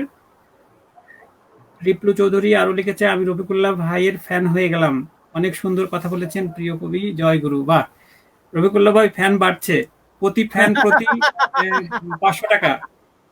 প্রতি ফ্যান বাড়বে আর রাধা 500 রায়ের টাকা জন্য, রাধা রায়ের জন্য, গ্রুপের তহবিলে জমা দেবেন, ঠিক আছে? রাধা রায়ের প্রভাব পড়েছে আমার উপরে। একদম। বৃষ্টি ঝরা বিপ্লব, অসাধারণ রাধা। বাহ, রাধা অসাধারণ। প্রচুর কমপ্লিমেন্ট আসছে, প্রচুর ভালোবাসা আসছে। এখন আমরা উৎপল অভিকে পেয়েছি। আমি কবিতা পড়বো রাধা, আমার মনে আছে কবিতা পড়বো। তার আগে উৎপল অভি এসেছে আমাদের সাথে। তো উৎপল অভি, একটা কবিতা শুনে ফেলি, আর তোমার একটা কবিতাও শুনি। আর এতক্ষণ তো সবার কবিতা শুনলে, প্রথমে তোমার অনুভূতির কথা শুনি যে আজকের তৃতীয় পর্ব কেমন লাগছে, মানে কেমন জমে উঠেছে কবিতার এই আজকের উৎসবটা। আজকে দাদা খুব দারুণ ভাবে জমে উঠেছে। রফিকুল্লাহ ভাই সালাম নেবেন, খুব প্রিয় একজন মানুষ। আর রাধারাই দিদি আছেন এখানে, খুব দারুণ লাগছে। আর বিশেষ আর নতুন একজন অতিথি পেয়েছি আমরা আজকে, সালিহা ম্যাম। তিনি খুব আসলে তার কবিতা নিয়ে আসলে কিছু বলার নেই আমার, রফিকুল্লাহ ভাই সবই বলে দিয়েছেন। এর থেকে ভালো ব্যক্ত তো আর করতে পারবো না। অসাধারণ অসাধারণ লেগেছে তার আবৃত্তি এবং তার কবিতা। আর রফিকুল্লাহ ভাইয়ের করোনা নিয়ে যে কবিতাটা, ইনোসেন্স যে কবিতাটা দিলেন আমাদের, অসাধারণ। রফিকুল্লাহ ভাই অসাধারণ। ওভারঅল খুব ভালো লাগছে দাদা, খুব ভালো লাগছে, খুব এনজয় করছিলাম। আচ্ছা, আমি এই জন্যই ডেকে নিলাম আড্ডা দেওয়ার জন্য। তো তলবি একটা কবিতা শুনিয়ে দাও আমাদের, তোমার কবিতা একটু শুনি। হ্যাঁ দাদা, আমি চেষ্টা করছি। রফিকুল্লাহ ভাই ক্ষমা করবেন, আমার আবৃত্তি কিন্তু অবশ্যই অবশ্যই অবশ্যই, হ্যাঁ ভালো হবে ভালো হবে। আমি গতকাল একটা কবিতা লিখেছিলাম রাতে, সেটাই গ্রুপে পোস্ট করা ছিল। বাস্তবতা। তোমার ঘরেতে আজ কনকনে শীতের সকালের মিঠে রোদ্দুর, আমার ঘরেতে জ্যৈষ্ঠ মাসের মধ্য দুপুরের ঠাঠা রোদ। তোমার বারান্দায় আজ বুনো ক্যাকটাসও নিদারুণ শরীর নিয়ে মাথা তুলে আছে। আমার বারান্দায় একটা তুলসী গাছও বাঁচে না। তোমার জানালায় আজ বসন্ত কড়া নাচছে সারাক্ষণ। আমার জানালায় কাল বৈশাখীর অনবরত হামলা। তোমার বিছানায় আজ বন্য বিড়াল অতি যত্নে লালিত। আমার বিছানায় তোমার স্মৃতিগুলো আজও ভাস্কর। তোমার আশপাশ আজ কৃষ্ণচূড়ার আলোয় ঝলমলে। আমার আশপাশ কৃষ্ণপক্ষের অমাবস্যার অন্ধকারে বিলীন। তোমার রজনী আজ হাসনা হেনার মধুর সুবাসে মাতোয়ারা হয়ে ওঠে। আমার রজনীগুলো।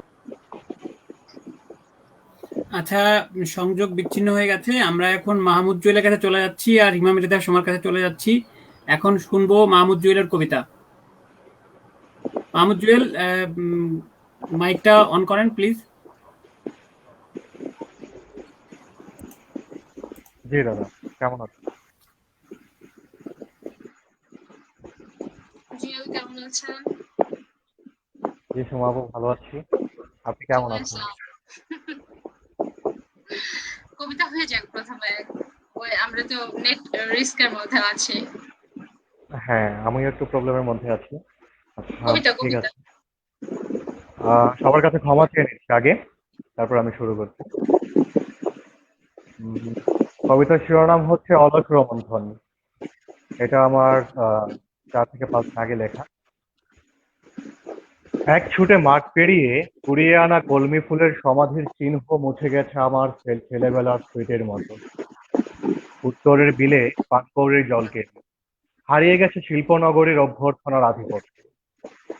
শাপলার বিল ছাড়িয়ে সবুজ উপত্যকায় হঠাৎ কুড়িয়ে পাওয়া বুনোহাঁসের ডিম আমার শৈশবকে যতটা সুখী করেছিল, বিশ্বাস করো শিউলি, তার একরত্তি সুখও আমায় প্রযুক্তি এনে দিতে পারেন। পাড়ার বন্ধুরা মিলে চাঁদ রাত কিংবা শবে বরাতের রাতকে যতটা সুন্দর করে সাজিয়েছি আমরা, সেই কৈশোরের দুরন্তপনা কেড়ে নিয়ে গিয়েছে আধুনিক সোশিয়ালিজম আর সামাজিক নিরাপত্তার নামে রাস্তায় টহল দেয়া নগর পুলিশ। কৈশোরে স্কুল পালিয়ে কয়েক গ্রাম পার হয়ে হঠাৎ কোনো দিকের শীতল জলে ঝাঁপিয়ে পড়ে যে উচ্ছলতা আর আনন্দ আমি পেয়েছি, তুমি বিশ্বাস করো শিউলি, তার একরত্তি আনন্দ আমায় নগরায়ণ এনে দিতে পারেনি। প্রথম প্রেমের প্রথম প্রেমিকাকে ছুঁয়ে দেওয়ার শীতল সুখের শিহরণে আমি পুরো জীবনটা যুবক থাকতে চেয়েছিলাম, অথচ চামড়া বদলের নিয়মে হারিয়ে গেল আমার প্রথম অনুভূতি। বার্ধক্য রাইফেল ঠেকালো ভিলেনের মতো কপালের ঠিক মাঝখানে। যুবক প্রেমিক হয়ে প্রেমিকার প্রথম স্পর্শে যে সুখ আমি পেয়েছি, শিউলি, তুমি বিশ্বাস করবে কিনা জানি না, তার একরত্তি সুখ আমায় শপিং মল কিংবা রেস্টুরেন্ট এনে দিতে পারেন। অলস দুপুরে জীবনের অন্তিম সময়ে বার্ধক্য দিনপঞ্জিকা মৃত্যুর দিন গুনছে, রোমন্থন করছে হারানো অতীত। হারানো অতীত কত মূল্যবান হয় সেটা উপলব্ধি করি বয়সের ভারে জীর্ণ অলস মগজে। হঠাৎ মনে পড়ে 18 বছর আগে যতনে ডায়েরির বুকে লুকিয়ে রাখা শিউলির মালা। মনে পড়ে ফুলের মতো ঝরে যাওয়া আমার প্রেম, আমার বিচ্ছেদ। এই অলস সময়ে জরাজীর্ণ বার্ধক্যজনিত ব্যাধির পৃথিবীতে তুমি কেমন আছো শিউলি? শেষ। জি সময়। এখানে দুটো ফুলের কথা এসছে, শাপলা এবং শিউলি। তো আমি একটু জানতে চাচ্ছি যে শিউলিকে বলা কেন, আবার শিউলি কিভাবে ম্লান হয়ে গেল, কবির কাছে জানতে এটা চাচ্ছি। আচ্ছা, এটা হচ্ছে মূলত একজনকে ডেডিকেট করে লেখা। তিনি আমার ভীষণ প্রিয়, শিউলিদি। ওনাকেই ডেডিকেট করে লেখা 4-5 দিন আগে।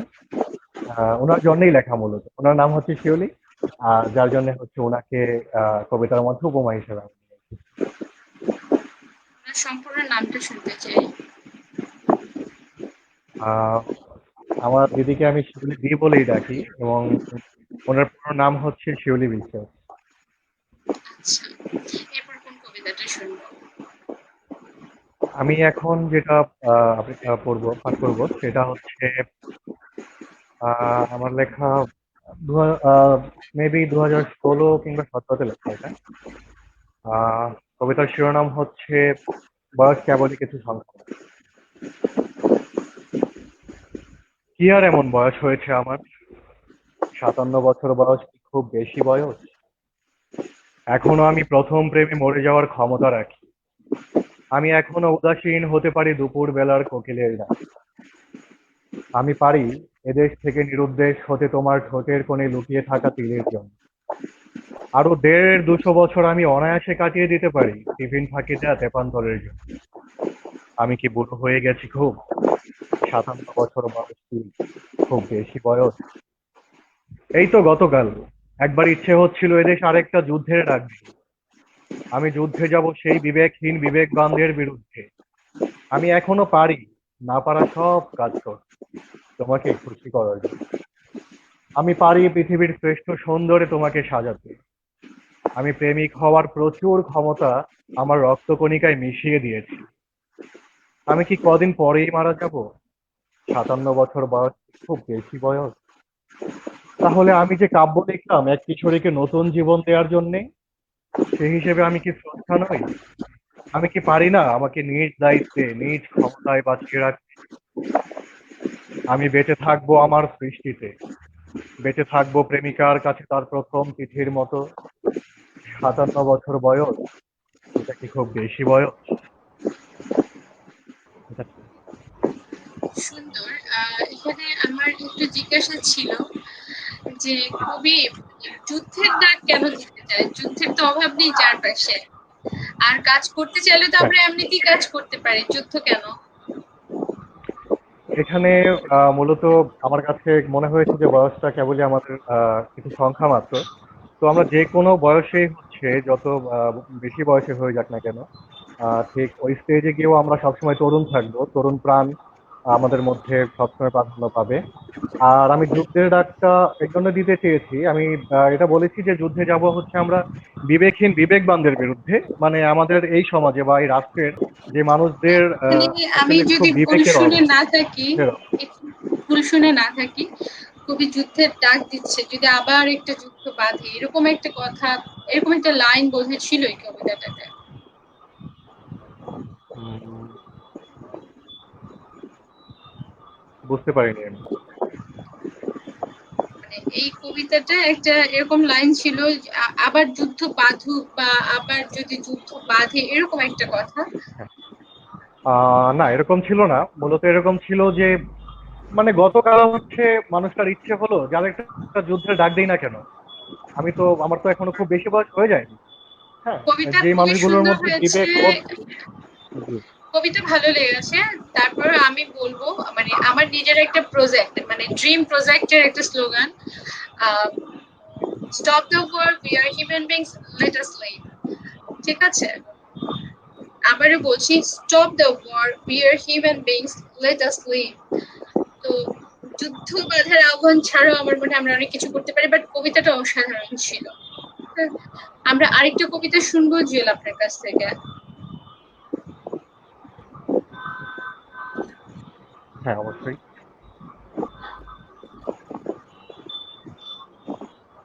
আহ, আমার এই কবিতাটা শিরোনাম হচ্ছে সেদিনের দুর্যোগে।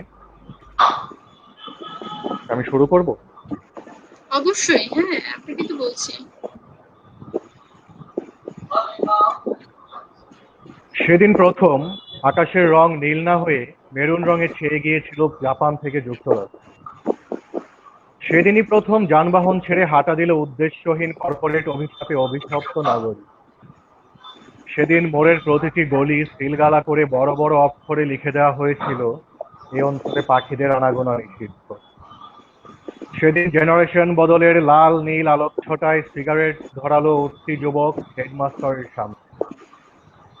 সেদিনই ফুলেরা হারালো সৌরভ, আর রমণীরা হারালো যৌবন। সেদিন কবিরা আরম্ভ করলো বিদ্রোহ, আর জীবনানন্দ জীবন বৃত্তান্ত মুছে ফেলে হাতে তুলে নিল রাইফেল। সেদিন সমুদ্রের মাছেরা ঈশ্বরের কাছে প্রার্থনায় চেয়েছিল মৃত্যুর তলদেশে উত্তপ্ত লাভায়। সেদিন সচিবালয় আর আনুষঙ্গিক দপ্তরে পালন করা হয়েছিল রাষ্ট্রীয় শোক সভা। সেদিন পশ্চিমে অস্ত যাওয়া সূর্য চোখ লাল করে তাকিয়েছিল পৃথিবীর দিকে। সেদিন অপারেশন থিয়েটারে অস্ত্রোপচার করে বাঁচাতে পারেনি একটিও স্বাস্থ্য সেবামূলক প্রতিষ্ঠান। সমাজের চোখে মুখে অনিয়মের ব্যঙ্গাত্মক হাসি আরো তীব্র হয়ে ফুটে উঠেছিল সেদিন। আমাদের বাগানের ৫৩টি রক্তজবা আত্মহত্যার নোটিশ ঝুলিয়ে দিয়েছিল বাগানের মালির বুকে। সেদিন ঋতুস্রাবের দোহাই দিয়ে ভ্রমরকে তাড়িয়ে দিয়েছিল সকল পুষ্পরেণু। গণিকার দল দল বেঁধে নেমে রাস্তা অবরোধ করে পরিচয় নিতে চেয়েছিল তাদের খদ্দের। কার ভেতরে কোন ধর্মের ভ্রূণ মিশে অপবিত্র করে দিয়েছে তাদের স্বর্গদ্বার, তার প্রমাণ চেয়েছিল ধর্মীয় মেডিকেল সার্টিফিকেটে সেদিন। জনজীবনে প্রবল পরশ্রী কাতরতা, নির্লজ্জতা, নির্লিপ্ততা আর ক্রোধের প্রকোপে কেঁপে কেঁপে উঠছিল জাতীয়তাবাদের মন গড়া নীতিমালা। রেলপথের পাথরগুলো বৃষ্টির সাথে অবাধ সঙ্গমে বংশবৃদ্ধি করেছিল পাথরকুচি। অবহেলার পর অবহেলায় গভীর রাতে গলায় দড়ি দিয়ে ঝুলন্ত ঘুমে ঝুলে রইল বৃদ্ধাশ্রমের তালিকাভুক্ত বৃদ্ধা। সেদিন থেকেই টেলিফোনের তার খুলে খুলে পড়ে গেল ড্রেনের ভেতর। ফোন লাইনে যোগাযোগ করতে লাগলো ডোবার ক্ষুধার্ত টিকার দল। শহরের প্রত্যেকটি বাড়ি খাদ্য শূন্য হয়ে গেল সেদিন। সেদিন রাতে খবরের শিরোনামে উন্নয়নের জোয়ারে ভাসলো না কোনো দেশের উন্নতির স্লোগান। অবনতির এক দ্বিতীয় মাত্রা যোগ হলো তোমার আমার জীবন জুড়ে, আমাদের প্রেমহীন মানচিত্র জুড়ে, আমাদের অপরিকল্পিত ভবিষ্যৎ। সেদিন, আমি সেদিনের কথাই বলি। হ্যাঁ, সেদিনই তোমার আমার বিচ্ছেদ হয়েছিল। অসাধারণ একটা কবিতা শুনলাম। সবার কাছে আসবো, সেই সাথে আমি কিছু কমেন্টস পড়ে আসতে চাই। জুয়েল কে উদ্দেশ্য করে কিছু কমেন্টস এসছে। অভি বের হয়ে গেছেন। অভি, জুয়েলকে উদ্দেশ্য করে কিছু কমেন্টস এসছে, আমি পড়ি। জুয়েল একজন লিখেছেন, দুর্দান্ত দুর্দান্ত হচ্ছে জুয়েল। ফেসবুক ওনার নাম দেখতে পাচ্ছি না। বৃষ্টি বিপ্লব লিখেছে, সকলকে একসাথে দেখে অনেক ভালো লাগছে। আরেকজন লিখেছেন, মাহমুদ জুয়েলের কবিতা জুড়ে প্রেমের যে গভীরতাটা থাকে, ডুবে যেতে ইচ্ছে হয়। অসাধারণ অনবদ্য প্রেমের কবি। আরেকজন লিখেছেন, জয় গুরু প্রিয় কবি হিমা রেখার সোমা। আমি আসলে বুঝি নাই কমেন্ট আমাকে নিয়ে, আমি শুধু জুয়েলের কমেন্ট গুলো করতে যাচ্ছিলাম। করি, আপু আমার পক্ষ থেকে জানাই অভিনন্দন ও বুক ভরা ভালোবাসা ও শুভকামনা সবসময় আপু। আমি জানি না কে কমেন্টটা করেছেন, আপনার জন্য অনেক ভালোবাসা এবং অনেক শ্রদ্ধা। আরেকজন লিখেছেন, বিদ্রোহের ডাক ওটা সমাধি প্রেমিকের, মানে ভয়াবহ। আমি আসলে বুঝতে পারিনি এগুলো আমার কমেন্ট। আমি কিছু কমেন্ট পড়তে যাচ্ছিলাম যেগুলো জুয়েলের কবিতাকে কেন্দ্র করে। তো আমরা বোধহয় এখন কার কাছে যাব? মিঠুন, আমি তোমার কাছে দিয়ে দিচ্ছি। আচ্ছা, না আমরা তো কবিতা শুনলাম, মাহমুদ জুয়েলের ৩টা কবিতা শুনেছি, সৈয়দ সালিহা ফেরদৌসের ৩টা, রাধা রায়ও ৩টা কবিতা পড়েছে। তো আমরা একটু চড়ুইভাতি করে নিই, একটু আলাপচারিতা করে নিই নিজেদের ভিতরে, কার কেমন লাগছে। হ্যাঁ, আচ্ছা, যদি আলাপচারিতা করতে চাও তাহলে আমি কিছু কথা বলতে চাই।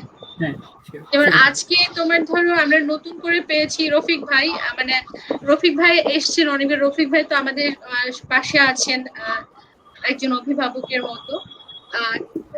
প্রিয়াঙ্কের আগেও এসেছিল। নতুন আজকে আমরা যে দুজনকে পেয়েছি, মানে কবি কণ্ঠে কবিতা পাঠ, এই আয়োজনে নতুন করে আজকে লাইভে পেয়েছি আমরা মাহমুদ জুয়েল এবং হচ্ছে সৈয়দ সালিহা ফেরদৌস আপুকে। আর মনিকা, খুবই দুঃখিত, আজকে আপনারা দেখেছেন পোস্টারে মনিকার থাকার কথা ছিল, মনিকার নেটওয়ার্ক সমস্যা, আমাদের সঙ্গে জয়েন করতে পারছে না, অভি এসে চলে গেল। তবে এখন যে দুজনকে আমরা পেয়েছি একেবারে প্রথম লাইভে, তাদের কাছ থেকে আমি শুনতে চাই, মানে আমার জানতে চাওয়া যে এই যে কবি কণ্ঠে কবিতা পাঠ, কবিদের অনুভূতি এই আয়োজনটা নিয়ে। প্রথমে সালিহা আপুর কাছ থেকে শুনবো, তারপর জুয়েলের কাছ থেকে শুনবো। আসলে আমি কবিতা পাগল মানুষ। কবিতা আমার বরাবরেরই ভালো লাগার একটা বিষয়। কবিতা পড়তে ভালো লাগে, আবৃত্তি করার চেষ্টা করি, হয়তো হয়ে ওঠে না সেইভাবে, চেষ্টা করি। এবং এই যে ছোট থেকে কবিতার প্রতি যে একটা টান, কবিতা পড়ার যে একটা নেশা, এই নেশা থেকে না যে একটু একটু করে লিখতে লিখতেই একটু কবি হয়ে ওঠা, পুরোপুরি কবি না, একটু কবি হয়ে ওঠা। আর লিখছি একদম ছোটবেলা থেকে। আমার মনে আছে আমি যখন ক্লাস 4-এ পড়ি, তখন আমার একজন প্রাইভেট টিউটর ছিলেন। তো উনি আমাকে হোমওয়ার্ক করতে দিচ্ছেন। তো সেদিন হোমওয়ার্ক না করে আমি আবার কবিতা লিখে রাখছি। তো উনি প্রথম কবিতাটা দেখেন, দেখে মানে ওনার কাছে প্রথম অ্যাপ্রিসিয়েশন যে তুমি এত ভালো লিখো। তখন ক্লাস 4-এ পড়ি। কবিতার কথাগুলো এখন ঠিক ওভাবে মনে নেই। তো ওই যে শুরু, এবং উনার আমার প্রথম ইন্সপিরেশন যদি বলি তো উনি আমার প্রথম ইন্সপিরেশন। এবং বাসা থেকে যেটা বলবো যে আব্বু আম্মু কখনোই খুব একটা সাপোর্ট করতেন না, কখনোই না। এবং আমার যখন প্রথম কবিতার বইটা বের হয় 2010-এর বই মেলায়, তখন থেকে মানে আব্বু তখন দেখতাম কি এমনিতে কবিতা লেখাটা এটা খুব একটা পছন্দ যদিও করতে না, কিন্তু বইটা খুব যত্ন করে রেখে দিতেন, আমি যত্ন করে পড়তেন।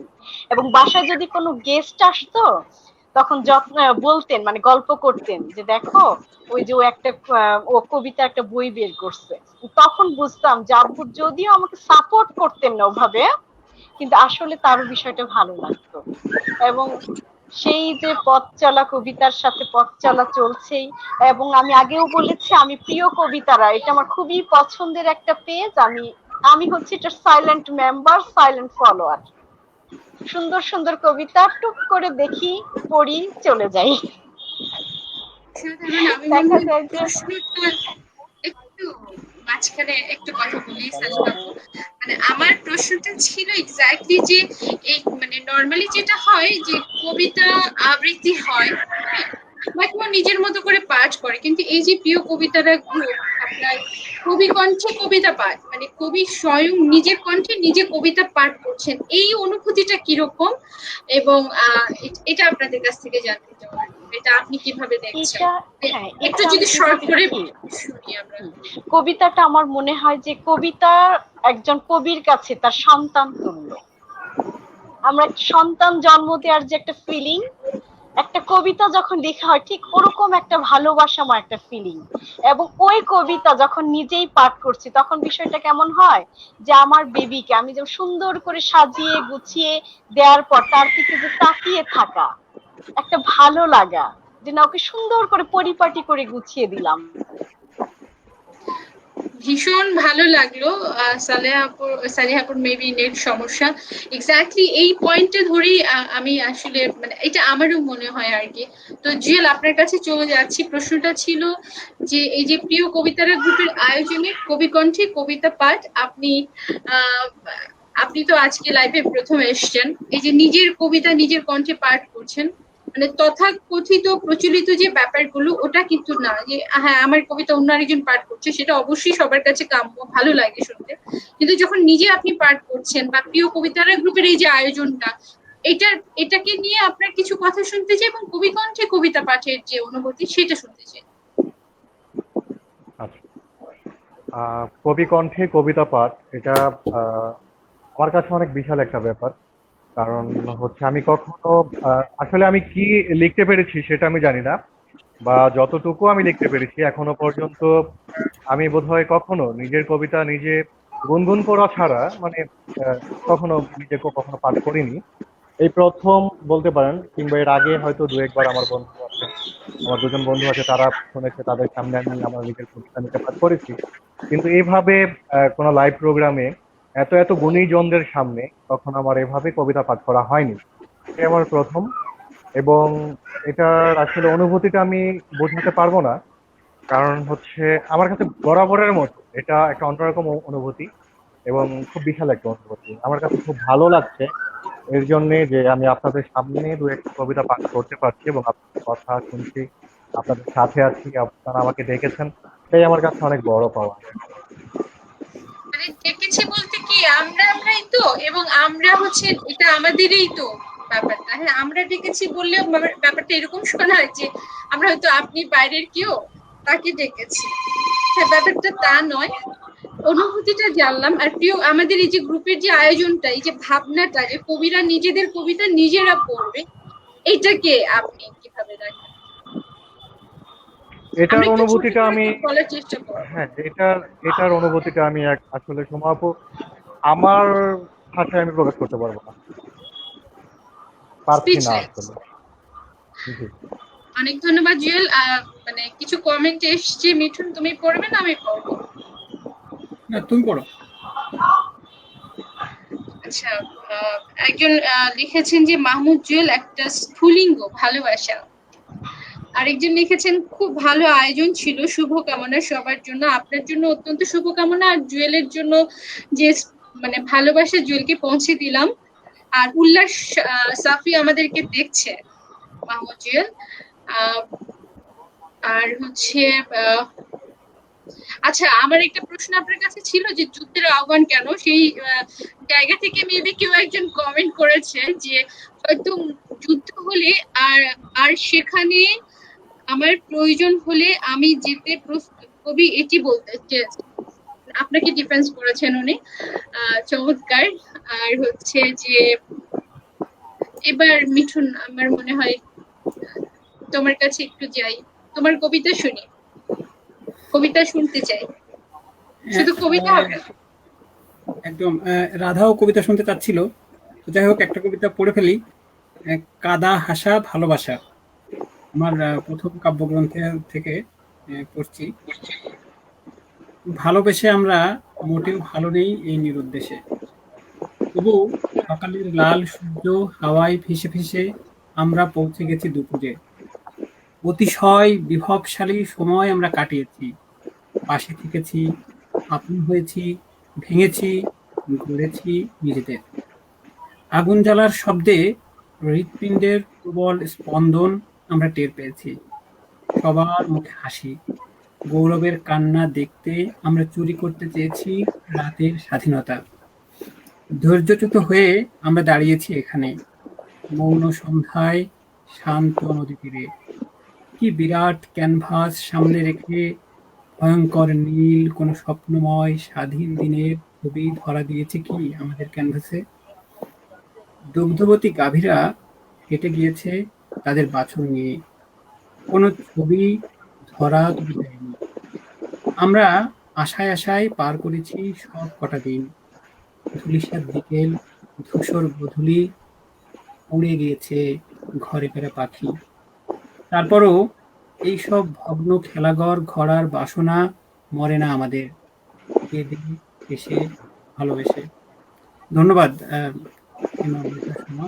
মানে আমি জন্ম হচ্ছে, লিখেছিলাম 15/8/2010-এ, 10 বছর আগের লেখা একটা কবিতা। কিন্তু তোমার আমি যতগুলো লেখা পড়েছি আমার কাছে, তুমি জানো ব্যাপারটা মানে কিরকম রিয়াকশন। তো এই কবিতাটা আমার কাছে কেন যেন একেবারেই অন্যরকম, যে যদি তুমি না মানে কেউ যদি না বলে যে মিঠন কুমার সামান্তারের লেখা, আমার তাহলে কবিকে জানতে হবে আর কি। থাকে না এক একজনের লেখার এক একটা প্যাটার্ন আমরা বুঝতে পারি যখন একসাথে এতদিন আমরা একজন আরেকজনের লেখার সাথে পড়েছি।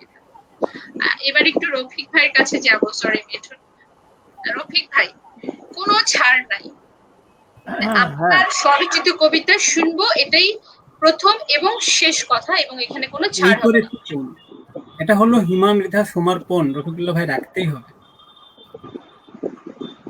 না, স্বরচিত তো না, আমার এটা হচ্ছে রচিত। হ্যাঁ, আপনার রচিত হলেই হবে, সেটা রচিত না, স্বরচিত হোক আর রফিকুল্লাহ রচিত হোক। রচিত না, এটা হচ্ছে মানে কি বলবো, চিত্রিত, বচিত, চিত্রিত। বচিত, বচিত। আমি যা বলবো আপনি তার বিপরীত শব্দ বলবেন, কোনো সমস্যা নেই, জাস্ট পড়ে ফেলেন, ওটার সাথে আপনার নাম থাকলেই হবে। নিশ্চিত। হ্যাঁ, এখন ওই যে তোমাদের কবিতা শুনতে শুনতে মনে হচ্ছিল যে মাঝে মধ্যে আমি নিজেকেও কিন্তু মানে আমি কবি না, কিন্তু মনে হয় যে আমি নিজেও কবি আর কি, বিশাল একজন কবি আর কি। তো কেউ কবি না, আমরা সবাই কবি। কবিদের কবিতা পড়ে পড়ে আমার মনে হয় যে ও কি লিখেছে, আমি বোধহয় ভালো লিখতে পারতাম, বোধহয় আরো ভালো লিখতে পারতাম, এই জায়গাটা ঠিক হয়নি, এই জায়গাটা ঠিক হয়নি, এরকম। আর এটা কি করেছে, এই কবিতা কি করেছে, কি বলে, কি বলে। তো সেগুলো নিয়ে একদিন আড্ডা মারছিলাম শিল্পকলার কফি হাউসে। তো পাশে রামেন্দু মজুমদার বসা, এটা আমি খেয়াল করি নাই, মানে প্রথম খেয়াল করেছিলাম, পরে যখন উনি আরেকজনের সাথে আড্ডায় মেতে গেলেন, আমিও আরেকজনের সাথে আড্ডায় মেতে গেলাম, কিন্তু এদিকে রামেন্দু মজুমদার বসে আছে আর ওদিক দিয়ে আমি আরেকটা আড্ডা মারছি, এটা খেয়াল নাই। তো যার কারণে আমি কিন্তু কবিদেরকে এক ধরনের উপহাস করছিলাম, কিন্তু উপহাস ঠিক না, এক ধরনের মজা করছিলাম কবিদের নিয়ে, যে কবিতা লেখা খুব সোজা, শব্দের পাশে শব্দ জব্দ করে ঠেসে ঠুসে বসে দেওয়ার নামই হচ্ছে কবিতা। এরকম করেই শুরু করলাম আর কি। হ্যাঁ, ওই যে ডালটা দেখছো, ওই যে ডাল, কিসের ডাল, মসুরের ডাল? না না, আরে ডালের সাথে একটা হাইপেন দিয়ে পালা আছে, ওটা ডাল পালা, ওটা গাছেরই ডাল হবে। তো ওই গাছের ডালের কথাই বলছিলাম, কিন্তু দেখেছো গাছের ডালটা কেমন, আবার ওই ডালটা কেমন, সেই ডালটা, হ্যাঁ না, ডালের অনেক ধরন বেরিয়েছে। হ্যাঁ, এখন 6 ইঞ্চিও ডাল আছে, কিন্তু 6 ইঞ্চি ডাল, তো 6 ইঞ্চি ডাল কি সেটা গাছের ডাল? কয় না না না, কাচের বোতলের, মানে কাচের বোতলের সাইজই হচ্ছে 6 ইঞ্চি ডাল। এখন 6 ইঞ্চি ডাল, গাছের ডাল, মানে মসুর ডাল, তারপরে মটর ডাল, মুগ ডাল, এরকম অনেক ডাল আছে, কিন্তু সেই ডালের মাঝে যখন আমি বিতরণ করি, আমাকে যদি পছন্দ করতে বলা হয় যে হ্যাঁ আমার মসুর ডাল খুব পছন্দের, মসুর ডাল, এখন মসুর ডাল কখন ডাইল হয়ে গেল, সেই ডাইল হয়ে কখন আমাকে এক ধরনের নেশা ধরিয়ে দিল। হ্যাঁ, ডাইল ডাইল হয়ে গেল, মানে সব বরবাদ হয়ে গেল।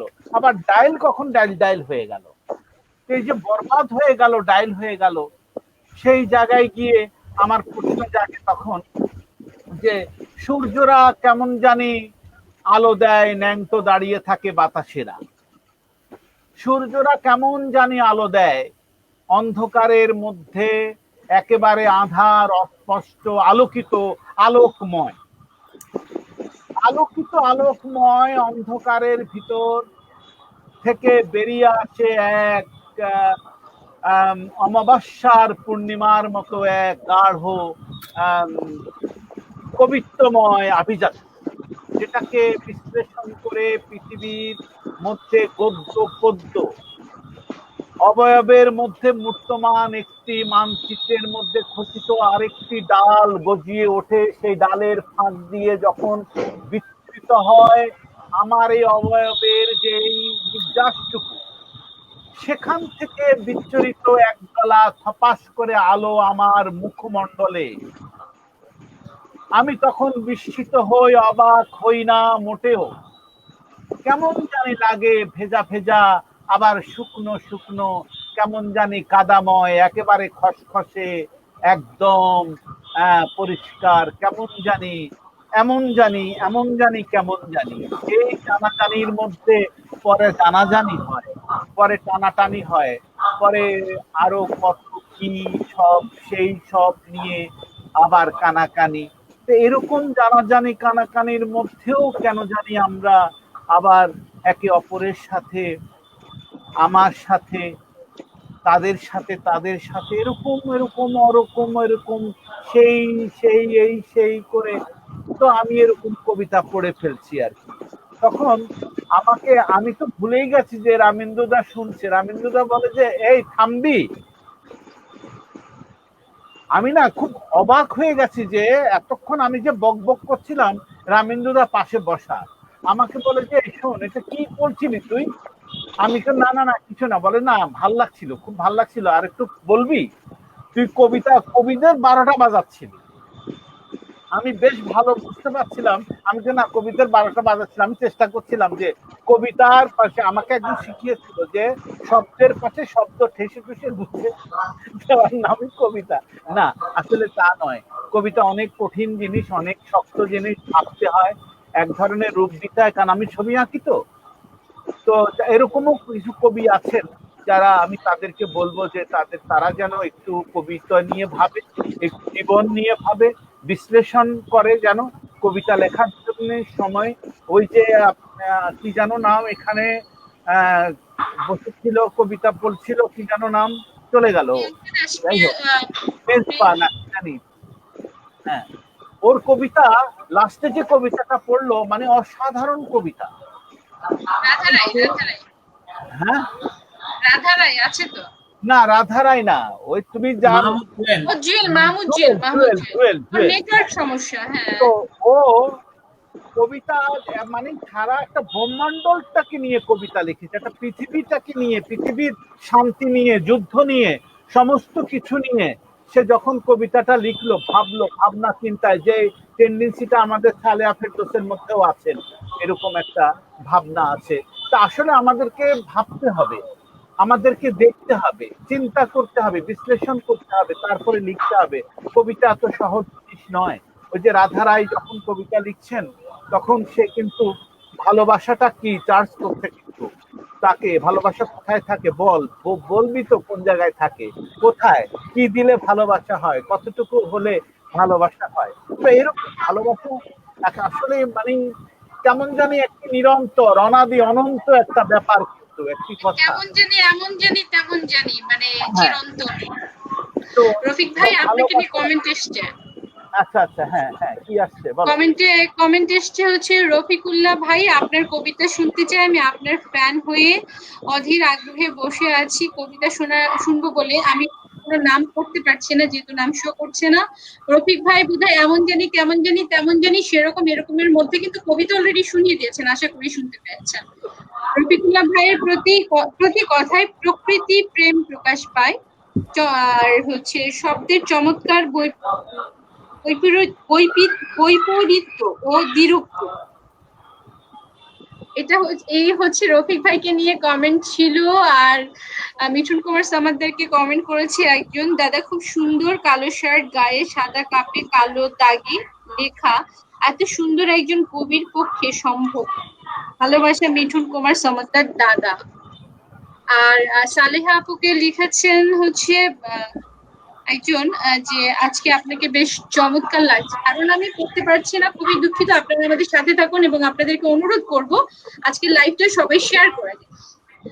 হ্যাঁ, আর এখন আমি মিঠুন, আমি বোধহয় সবটা আমি না সঞ্চালনা না, করে ভালো ফেলছি, হচ্ছে, জানি না। ভালো হচ্ছে, খুবই ভালো হচ্ছে। আমরা মানে আমরা উৎপলের কবিতা শুনে ফেলি চট করে একটু। হ্যাঁ উৎপল, হ্যাঁ, মাইকটা অন করো তো একটু। পুলকের কাছে যেতাম। হ্যাঁ হ্যাঁ, তারপর একটা একটা কবিতা শুনবো, তারপরে আমরা মানে শেষ করব অনুষ্ঠান। আমরা শেষ প্রান্তে চলে এসেছি আসলে। অভি, কবিতা শুনে ফেলি একটা। আমাকে একটু পড়তে যে দিও। নেটওয়ার্কের প্রবলেমের কারণে তখন লাইনটা কেটে গিয়েছে। বুঝি, অভি বুঝি নাই। হ্যাঁ হ্যাঁ, বলছি নেটওয়ার্কের সমস্যা ছিল বলে তখন লাইনটা কেটে গিয়েছে। অসুবিধা নেই, আপনি এখন পড়ে ফেলেন। ওকে, হ্যাঁ হ্যাঁ হ্যাঁ, ওকে, ধন্যবাদ। স্পিকারটা মুখের কাছে নেন, স্পিকারটা মুখের হ্যাঁ কাছে হ্যাঁ নেন। হ্যাঁ, রফিকুল্লাহ ভাই শোনা যাচ্ছে? হ্যাঁ হ্যাঁ হ্যাঁ হ্যাঁ, হ্যাঁ বলো বলো। আচ্ছা, বিদায়। জীবনের অপূর্ণতা আর অব্যক্ত যন্ত্রণা, অস্ত যাওয়া দিনের শেষ, নিজেকে উন্মোচনেরই ব্যর্থতা, উজাড় করে মেলে ধরার সংকীর্ণতা, একাকিত্বকে আলিঙ্গন, নতুন সূর্যের স্পর্শ, অন্য চৌকাঠ প্রেরণা, প্রাণপদ্মের সুবাস, অন্য শরীরে উন্মত্ত, হৃদয়ের দেওয়ালে আঁকড়ে পড়া তরঙ্গ, অন্য তীরে উন্মুক্ত। তবু তোমার ভালোবাসার দীপশিখা জেলে তোমার চলে যাওয়া স্মরণী আলোকিত করতে মত্ত আমি। তোমার জীবন স্বর্গীয়ময় করতে দেবতার পাদপদ্মে আমার অঞ্জলি। ভালো থেকো তুমি, স্বর্ণ তরিতে হোক তোমার অবগাহন, বিষ্ণুপুরী হয়ে উঠুক তোমারে নতুন উজ্জ্বল। শেষ কাজ। চমৎকার, ছোট একটা কবিতা। চমৎকার একটা লাগলো।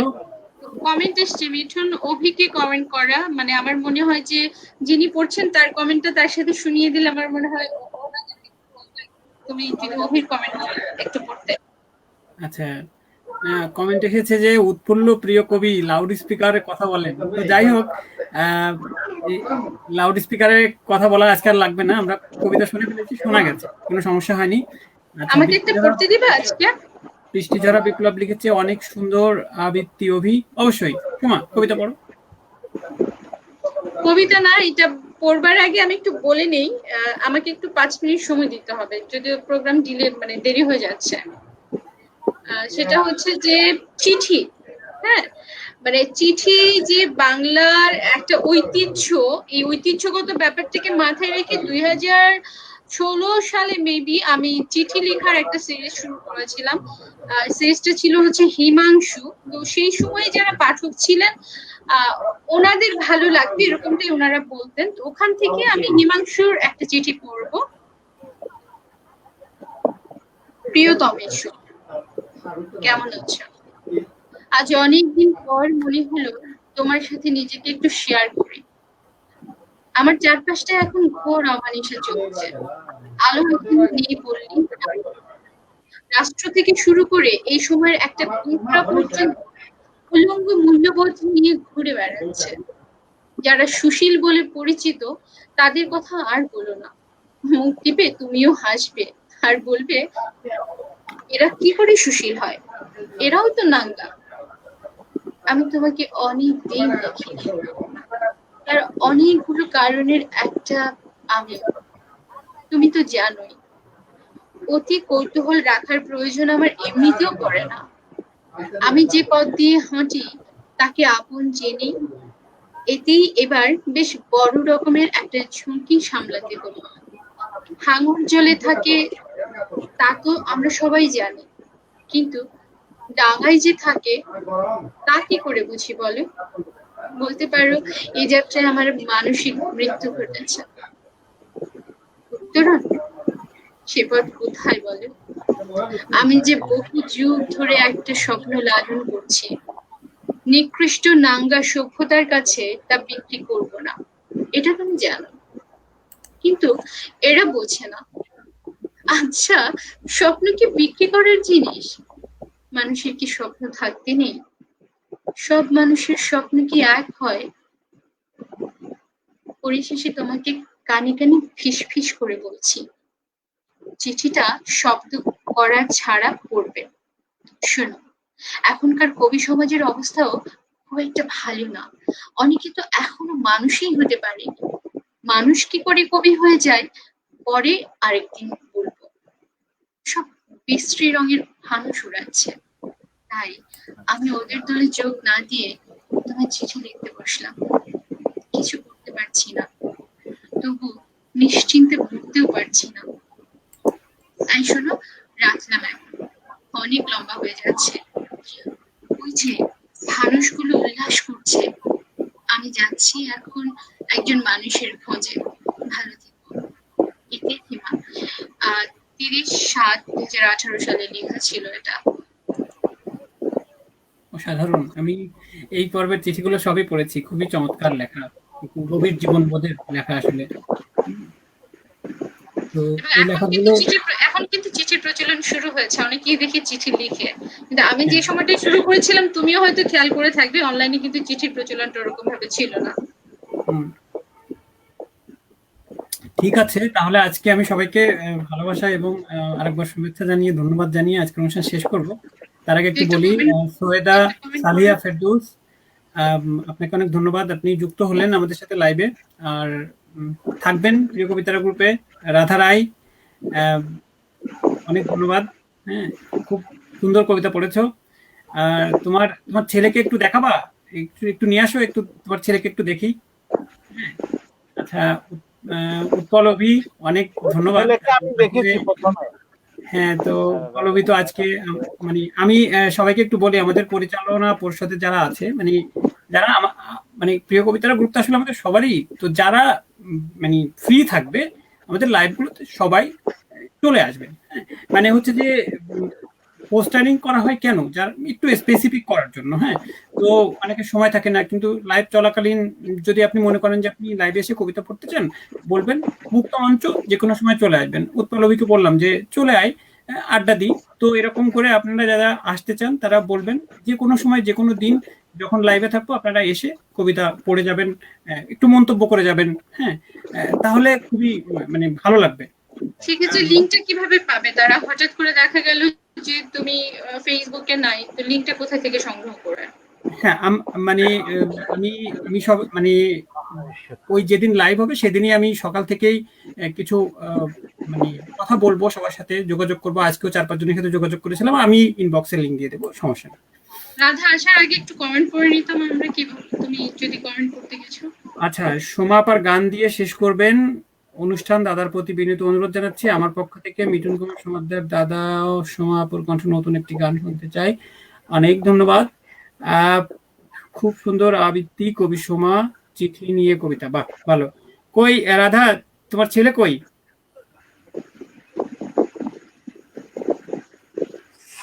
ছেলেকে বাবা সুন্দর সুন্দর। আমাদের রাধা যখন প্রিয় কবিতারা গ্রুপে ছিল তখন তো ওর বিয়ে হয়নি, তারপরে এই প্রিয় কবিতারা গ্রুপে থেকেই থাকা অবস্থায় বিয়ে হয়, তো সংসারও করছে, কবিতাও লিখছে। তো আমাদের ভালোবাসা আমাদের পরবর্তী জেনারেশনে ছড়িয়ে পড়ুক। হ্যাঁ, খুবই ভালো লাগছে আসলে, চমৎকার একটা গান শুনে এবং কবিতা শুনে। আচ্ছা, তাহলে যেহেতু রিকোয়েস্ট এসেছিল, সোমা তুমি একটা গান গাও, তোমার গান দিয়ে শেষ হোক অনুষ্ঠান। আমার গান? ভালো আছি, ভালো থেকো, আকাশের ঠিকানায় চিঠি লিখো। ভালো আছি, ভালো থেকো, আকাশের ঠিকানায় চিঠি লিখো। দিও তোমার মালা খানি, দিও তোমার মালা খানি, মাউলিরে মনটারে বেদর বাহিরে রে অন্তর আছো তুমি